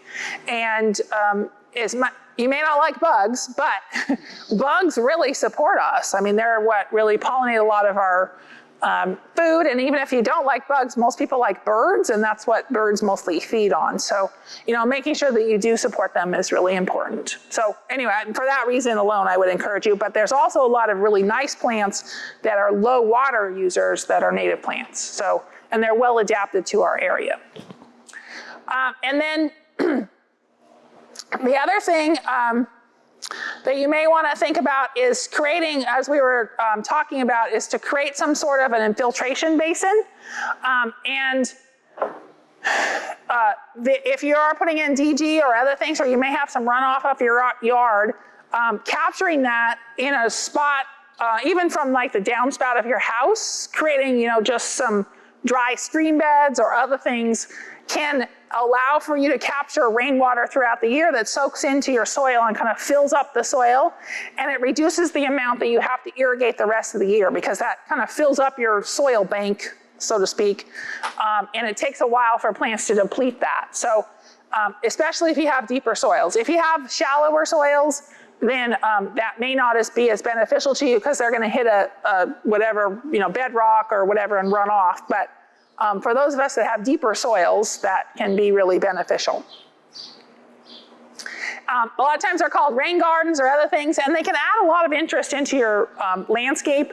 You can put them at the, create just sort of like a little bit of a swale as, from your yard to the street, and that will capture any runoff that comes off your yard and keep it on your site as well, which is very beneficial for the environment, because you're not having anything you put on your yard going down into our storm drains, which end up in the creeks and rivers. So that can be also a good thing. Before the sidewalk? Before the sidewalk, right. So just creating a little bit of a swale or a dry stream bed, or, whatever. It could even be one of the ones that I saw the other day that I thought, oh, that's a really clever idea, is they did the, right on the border of their property, they basically did a border of rock. It was kind of larger rock.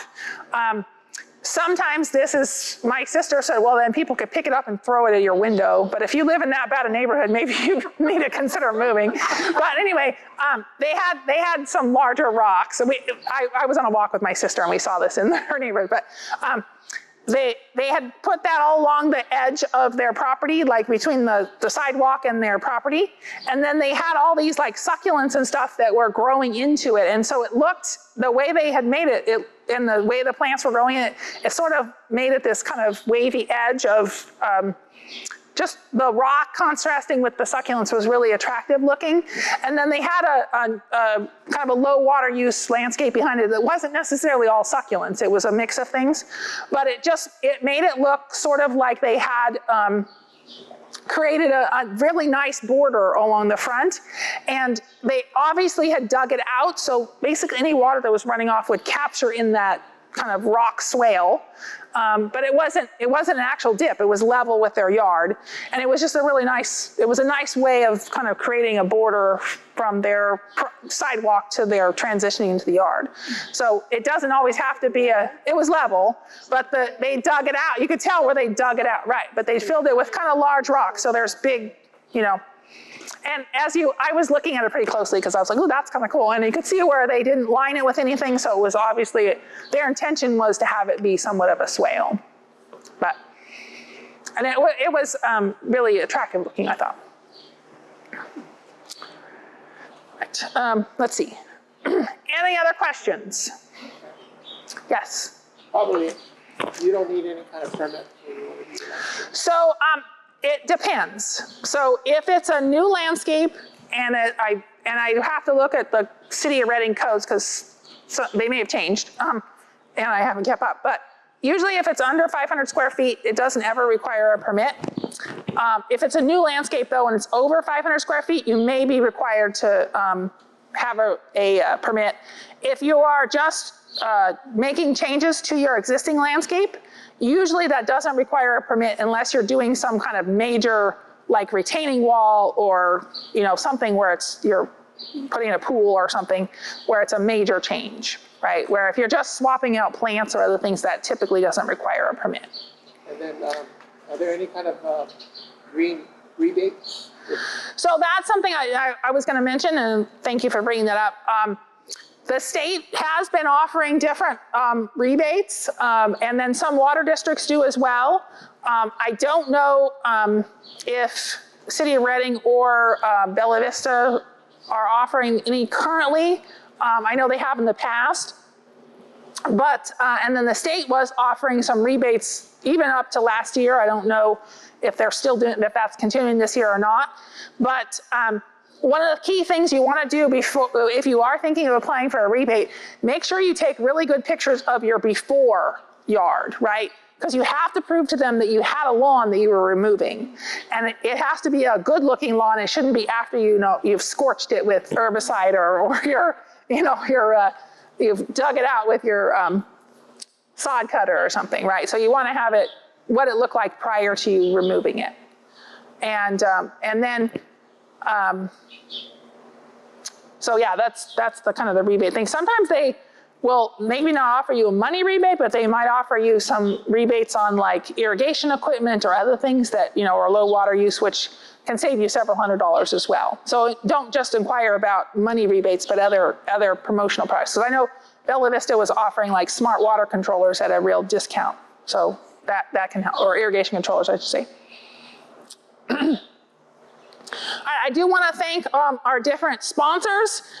We have, this project has been going, for our landscape makeover project, it's taken us, we started in October, and we've had multiple sponsors kind of helping with that project.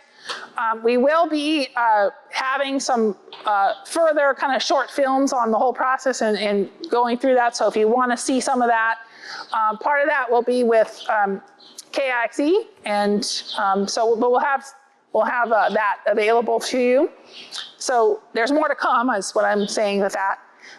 And afterwards, what I'd like to do for the last portion of the workshop is that if you have a yard that you're interested in transitioning, we would be glad to meet with you and kind of show you some easy ways of, one, using Google Earth to actually get a base drawing for your yard, which can save you a lot of time in trying to figure out, your yard measurements. And then also offering you advice on plant material, or if you're trying to you want to do different hardscapes or whatever, so we can offer suggestions with that. So if you do want to stick around and meet with us, we'd be glad to do that.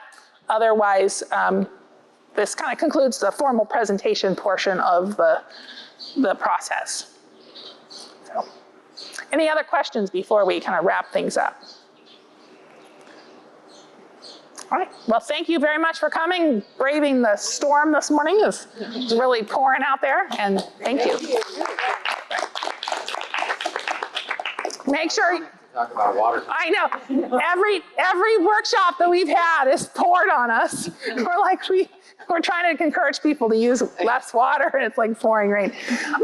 Do make sure that you get some of the handouts that we have available up there. Petra's can help you with any of the handouts. There's one on just kind of resources that you can use, some of the ones I mentioned here. And then there's also one just for tips of saving water without ever having to transition your yard, but just things you can do to save water in your yard. And then we also have kind of our contact list for master gardeners. So we do have our local master gardener group has a helpline that you can call or email. And we also have a Facebook and a page and a website and an Instagram. So if you want to contact us through any of those channels, you can also get hold of us. We have multiple volunteers that are kind of man those and answer questions. And then we also have master gardeners that are good resources to ask questions about. So for instance, Doug Mandel is a master gardener who's really knowledgeable about native plants. So if you're thinking about using some of those, that's a good resource for you. Yes? Do you want me to talk any more about native plants? Yeah, if you want to, do you want to say a few words or? Does anybody want to? Yeah, I should have invited you up, I'm sorry. Or down? Okay, good.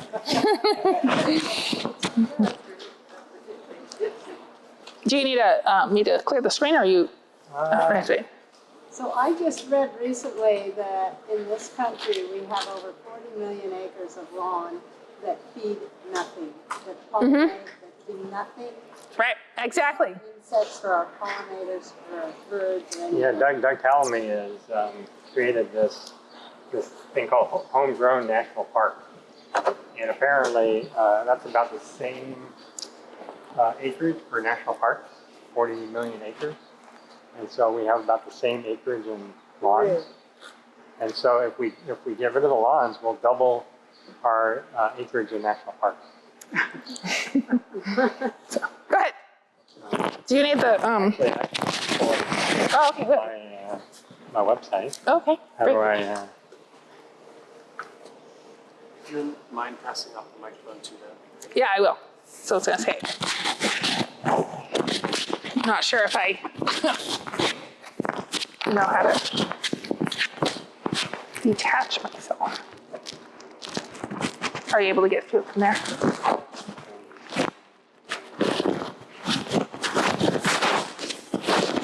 Stuff on you.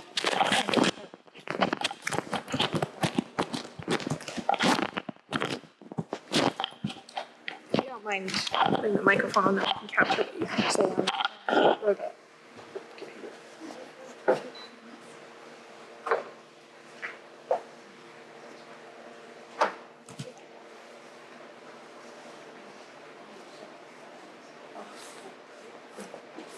It should be warming up. I thought I heard it beep, but is the light on? I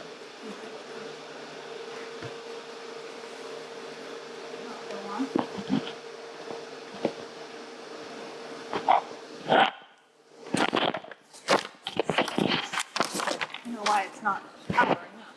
Give me one on.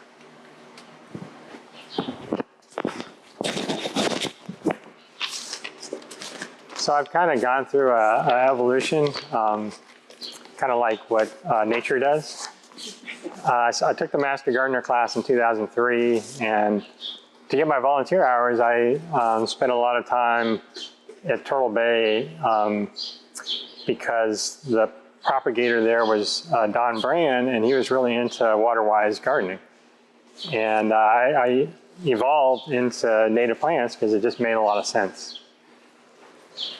And so just recently, I started it's a nonprofit. It's called the Ghost Pine Native Plant Nursery. And the reason why it's a nonprofit is to educate people about native plants and therefore educate them about the conservation and protection of natural resources. So the nursery is just a conduit into talking about all these other issues. And so native plants are, I think, a really good idea for replacing lawns. One of the first things people ask, especially when I teach native plants in the Master Gardener class, is what's a native plant?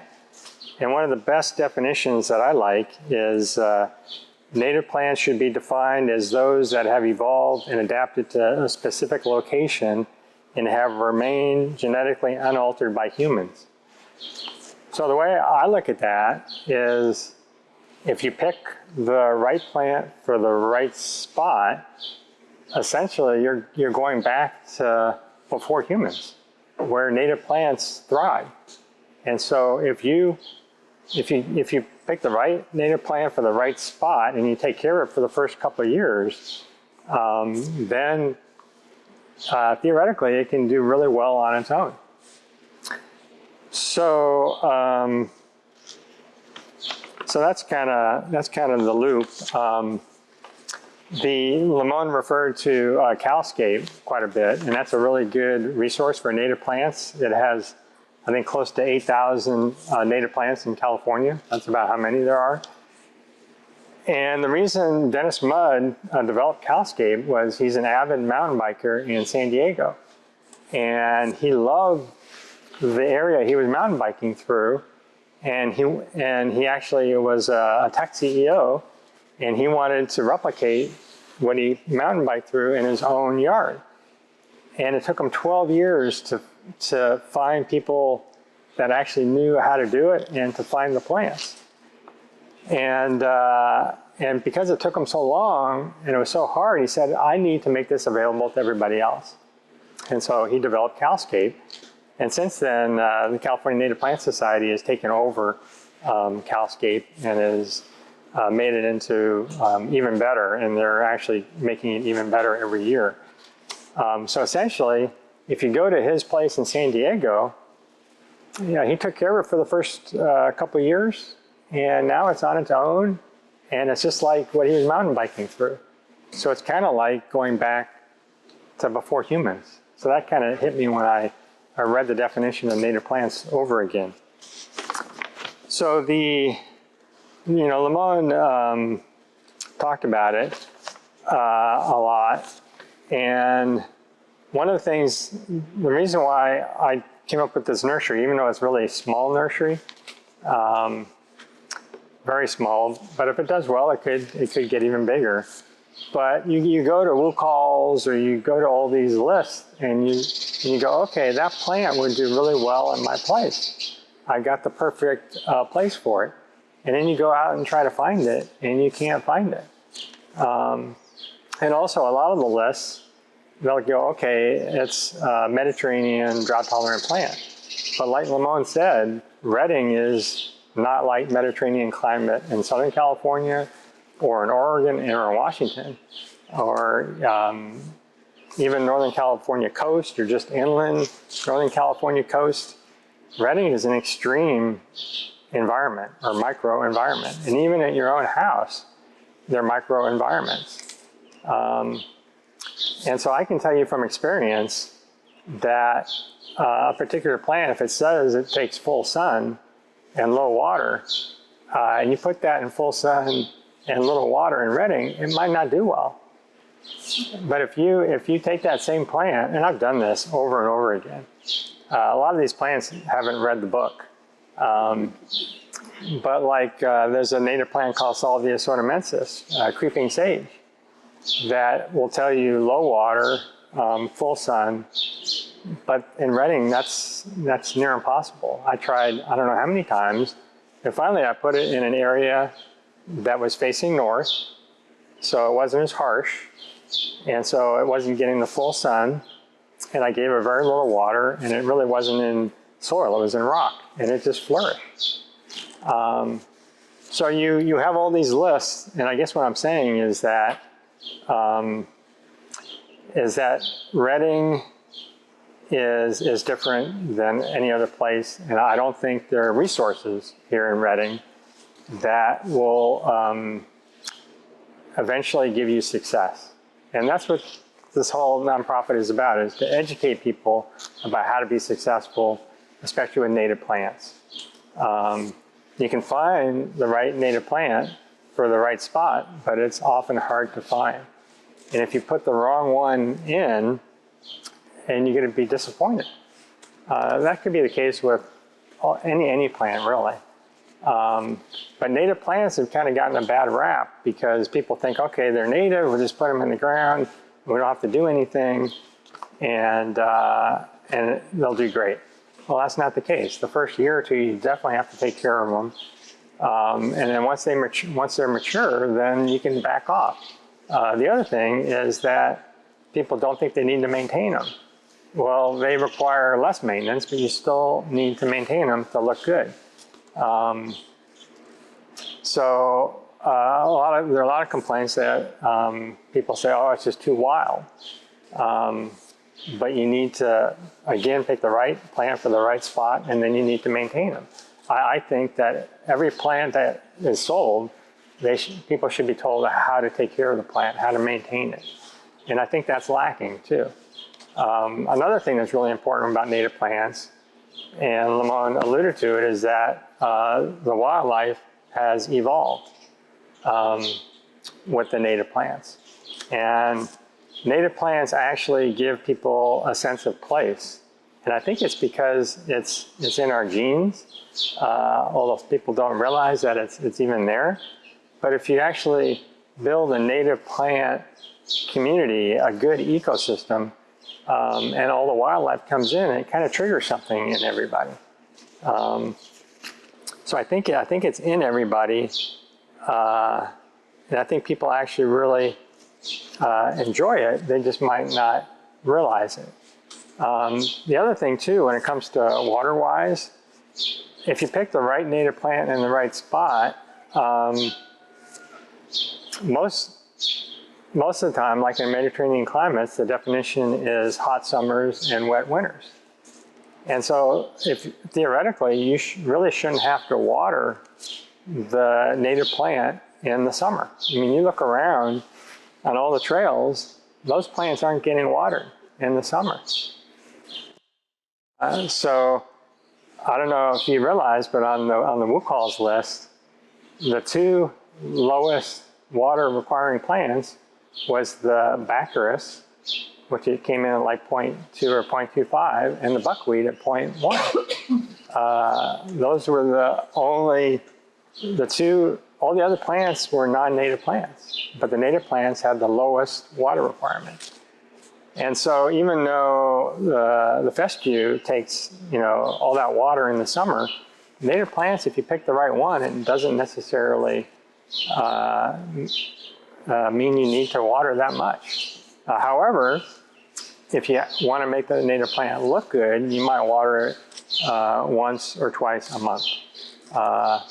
And you can't be faulted for that. That's much better than every day, like in a lawn. But people want yards to look nice, and so you can give it a little bit of water in the summer. The buckeye, for example, I planted a bunch of buckeye seeds. It's when you go out in nature, you see them along riparian areas, seasonal creeks or rivers. And so I took a bunch of buckeye seeds and I planted them along a seasonal creek. And I didn't expect them to come up and do well. Well, a lot of them came up. I didn't water them at all, even the first summer or the second summer, and they keep coming back. They're not thriving, but they're doing okay. So basically, it just comes down, it just makes sense. Being master gardeners, it's science-based, and it just makes sense to me. And that's why I've gravitated towards native plants and the resources. If you look at the resources that native plants actually conserve, water, air, sunshine, that's actually the first part of the photosynthesis equation. and then you add soil, you get plants, and then the plants, you get wildlife. And so, to me, native plants make a lot of sense. I didn't bring them today, but the purple needlegrass, which is the state grass,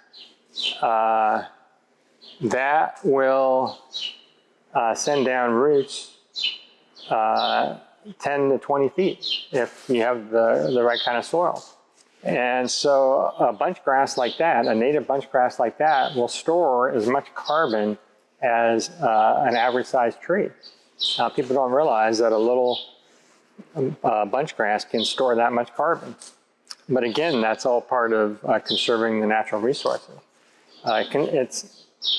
It stores that much carbon because of the long roots, and then the roots shed, and it continues to store carbon as it lives, and they can live for 50 to 150 years. So it all makes sense to me.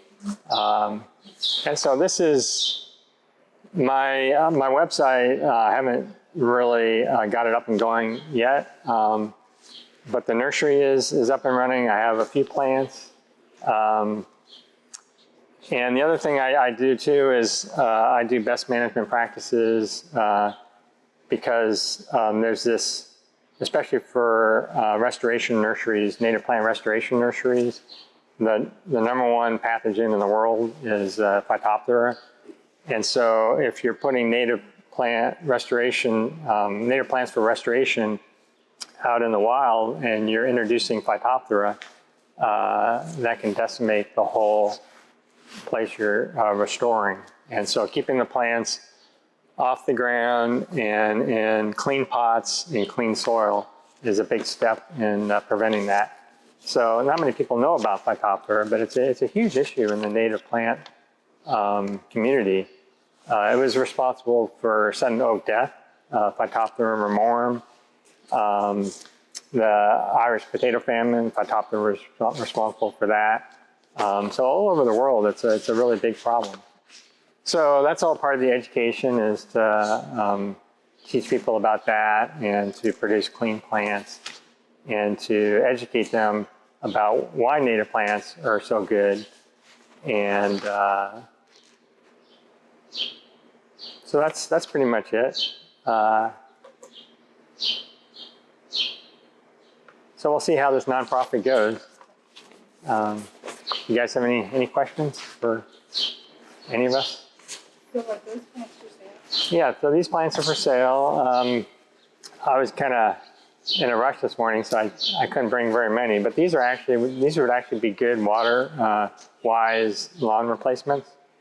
I have a yarrow, which is actually a really good lawn substitute. It's a good ground cover, and it doesn't have to be a ground cover, but it is a good one. On our lawn, we just spread yarrow seeds, and the yarrow is out-competing the grass in a lot of areas.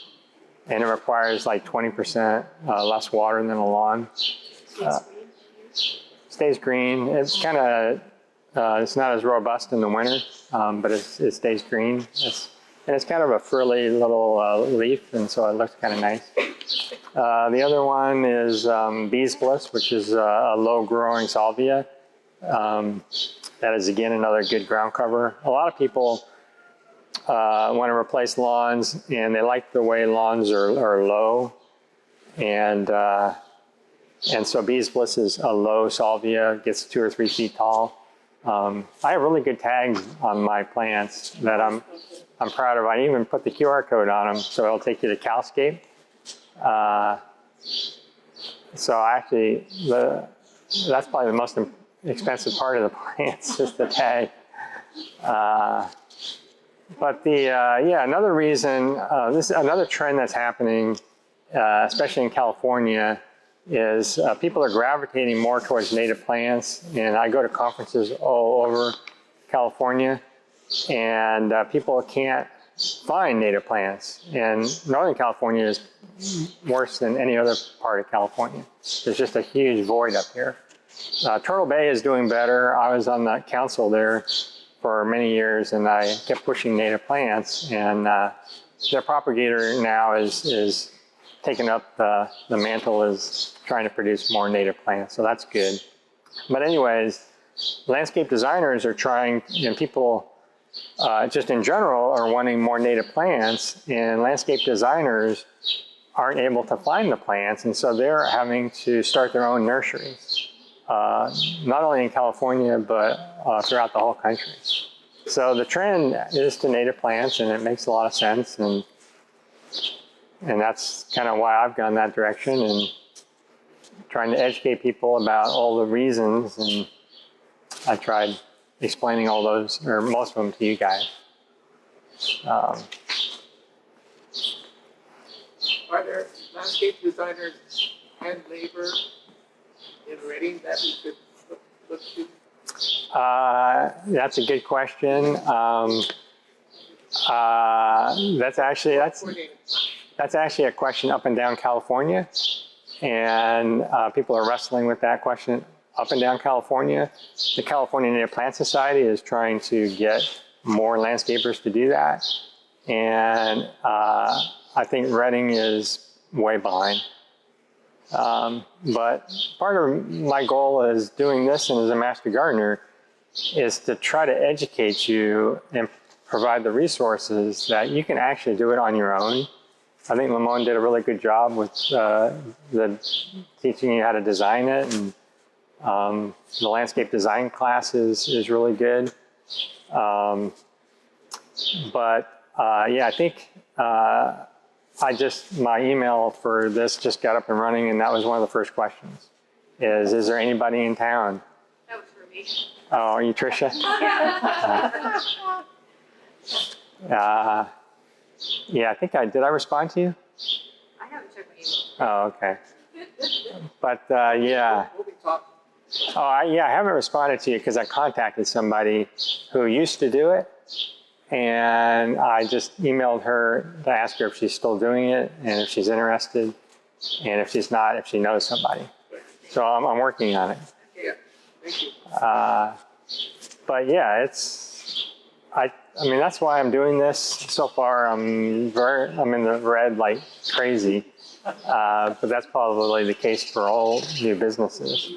But eventually I hope to get grants and things like that. I mean, I'm just doing this as a volunteer, and I hope to recruit other volunteers. The other person helping with this is actually going over to her place after this and doing some more propagating, and she's volunteering. But I think it's a worthwhile venture, even if it's a money loser. So anyway, that's how I feel about it. That's my evolution. Can you explain the name of your nursery? Or why Ghost Pine? Oh, okay. The reason why Ghost Pine is. I wanted to answer one of the questions. Okay. The reason that Ghost Pine is, if you, I don't know if it's in the current Sunset book, the Bible, but one of our zones used to be the California Gray Pine zone. I think Zone 8 or Zone 7. And another name for the California Gray Pine is Ghost Pine. And since that's the zone I'm in, I go, that's kind of a cool name. It's also called Foothill Pine. It's got a bunch of other names. But Ghost Pine, I think, is a good one because we have a bunch of at our place. And when the wind blows through the trees, it just kind of sounds like ghosts kind of moving around. Do you like the name? Yeah. It's interesting. I couldn't understand though. Is it like the name of the street you live on, or? No, it's named after the California Gray Pine, which is all around us. And are you listed on Calscape as a nursery now? That's on my to-do list. Okay. Yeah, I hope to put I'm doing all this myself, and so I did this whole website. The website that I haven't published yet is actually called ghostpinenursery.org.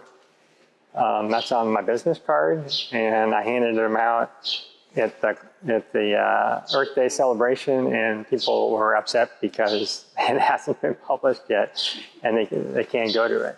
But I hope to have tons of information on it. I already have another website that I've had since 2009 called Shasta Horticultural Resource Bulletin, shrb.blogspot.com.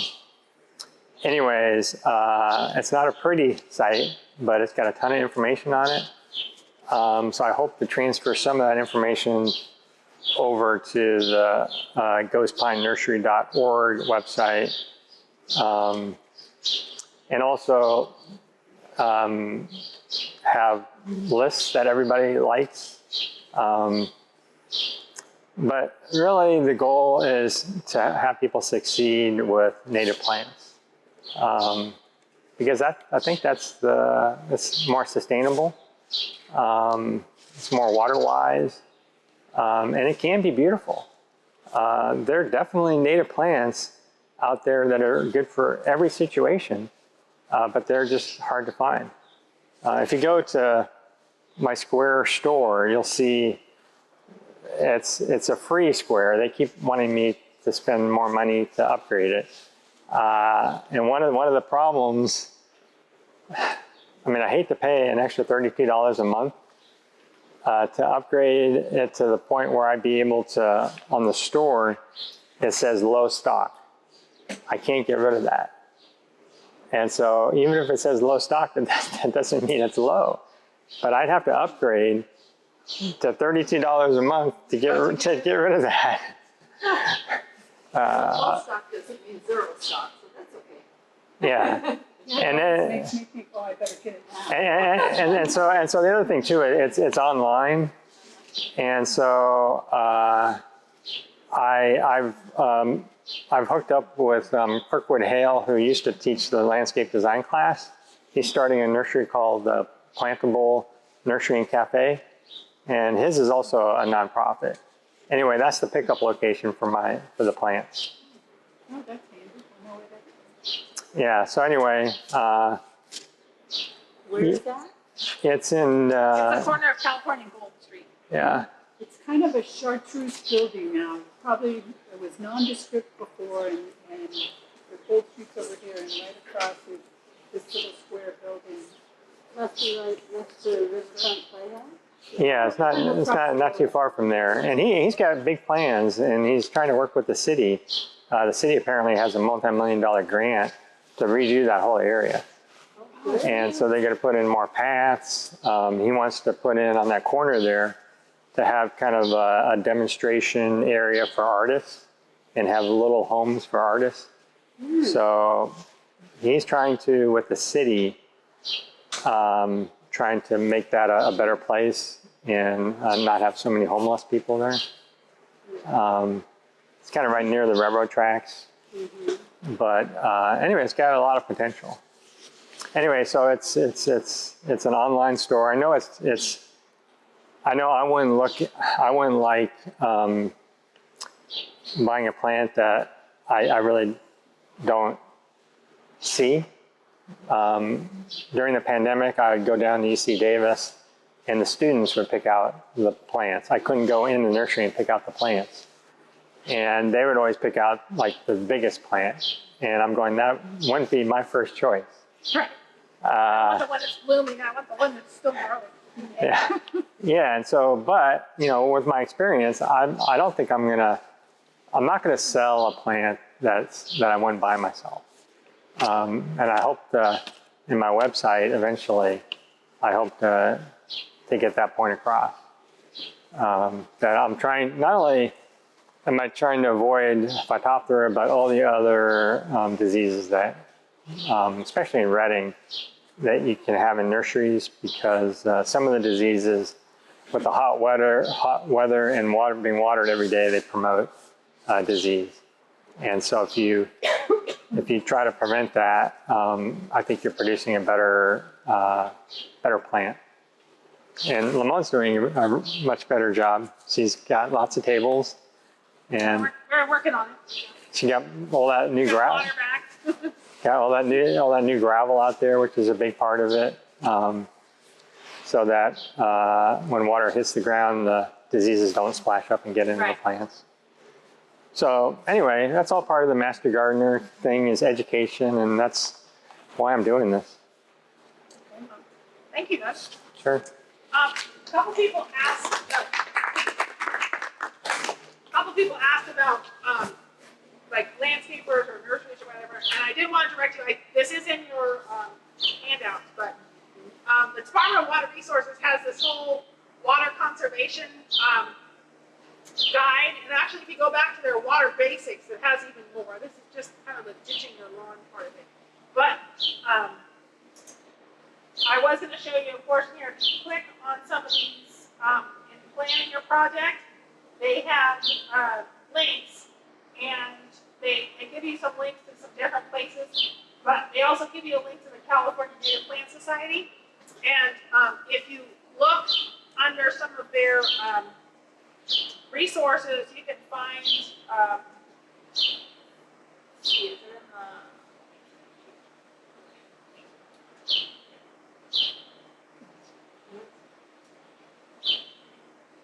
not in the right spot. I don't know why it dropped me here. I thought it earlier it took me to another spot. But it'll actually tell you like places you can find different stuff, and maybe in the garden. Yeah, this is a test project in the Bay Area, and they had there was one. I may have to go back. I thought this was going to drop me into the other one, but they give you lists of like where you can find plants in different nurseries, and they also have a list of landscape companies. So I was going to direct you there. Yeah, they're trying to do a program where they. Go to Calscape. Yeah. I thought it also was in here. Yeah, again, it started in Southern California. They're certifying landscapers to take care of native plants. So they're starting that program. The other thing too is, especially up here in Shasta County, we're concerned about fire. And there have been some studies by this guy named Greg Rubin and I think the Naval Academy or the Marines in Southern California. But he's found that native plants, for the same amount of hydration as other Mediterranean drought-tolerant plants, do better in fires. Their live fuel moisture content is higher for a given amount of water than other drought-tolerant plants.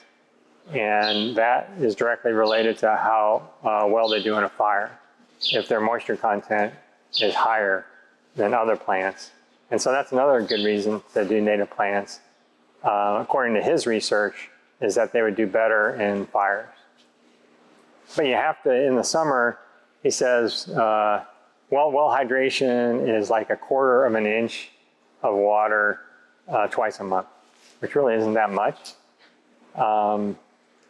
But he's found that they do better in fires. All right, thank you. Yeah, if you go to Calscape, it does have a list of nurseries, but it doesn't have a list of landscapes. I thought somewhere I saw where they had a list of, it might have been the one over there. Yeah, they're working on it. There was a list of landscapers that specialize in that. You had a question? So, they're kind of off topic, but Yeah. it just seems like we live on the edge of a very rural area.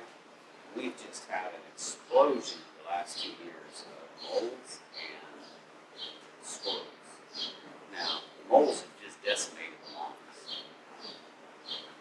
We go dry state burgers. Right. Will that be a natural deterrent? I don't think there's a deterrent for the squirrels. I think they're native, so they kind of get what they get. I think the reason that you're seeing so much activities is there's so much drought that everything was so dry that your watered oasis was drawing them in. So especially if you're on the edge of a greenscape or something, I have the same issue with anything I watered, they were in just getting watered. Yeah, I've been around for a long time. I've never seen the squirrels like this.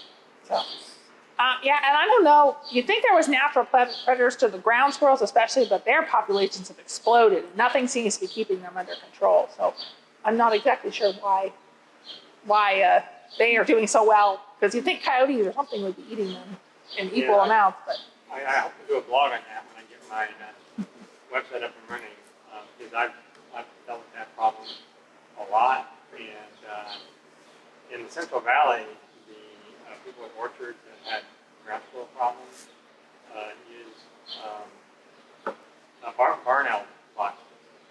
However, and so I go, okay, barn owl boxes, I'll build barn owl boxes. So I'm building them. And then I asked a wildlife biologist, is that a good idea?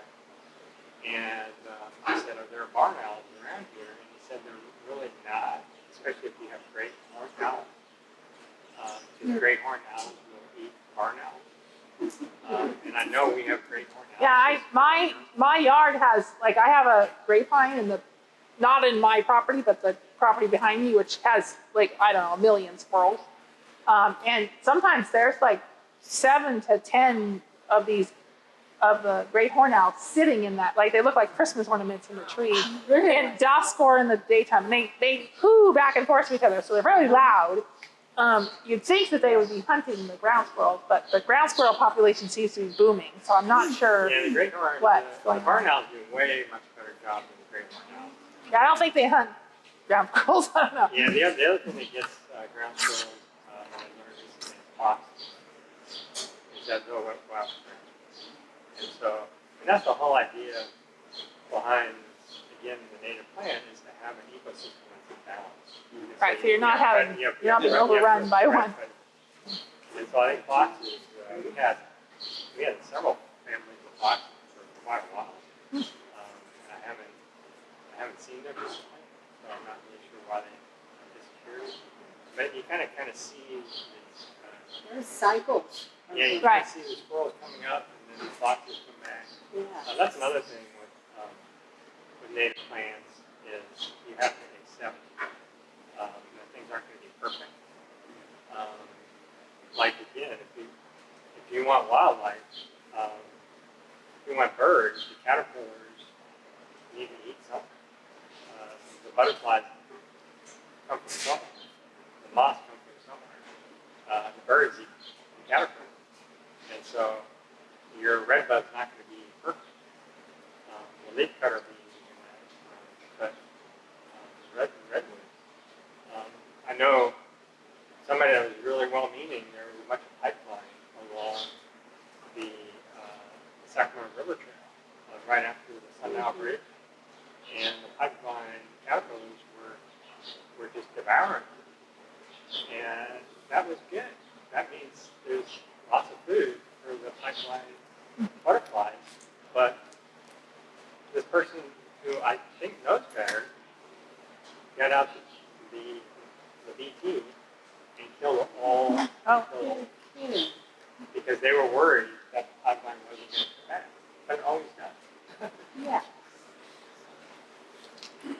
So it's just, that's part of the education, is things like that. Well, I don't know if anybody has questions about their yard, but that was kind of the next stage of our workshop is that we would meet individually with you if you have questions. Otherwise, you're free to go. Thank you so much for coming. Most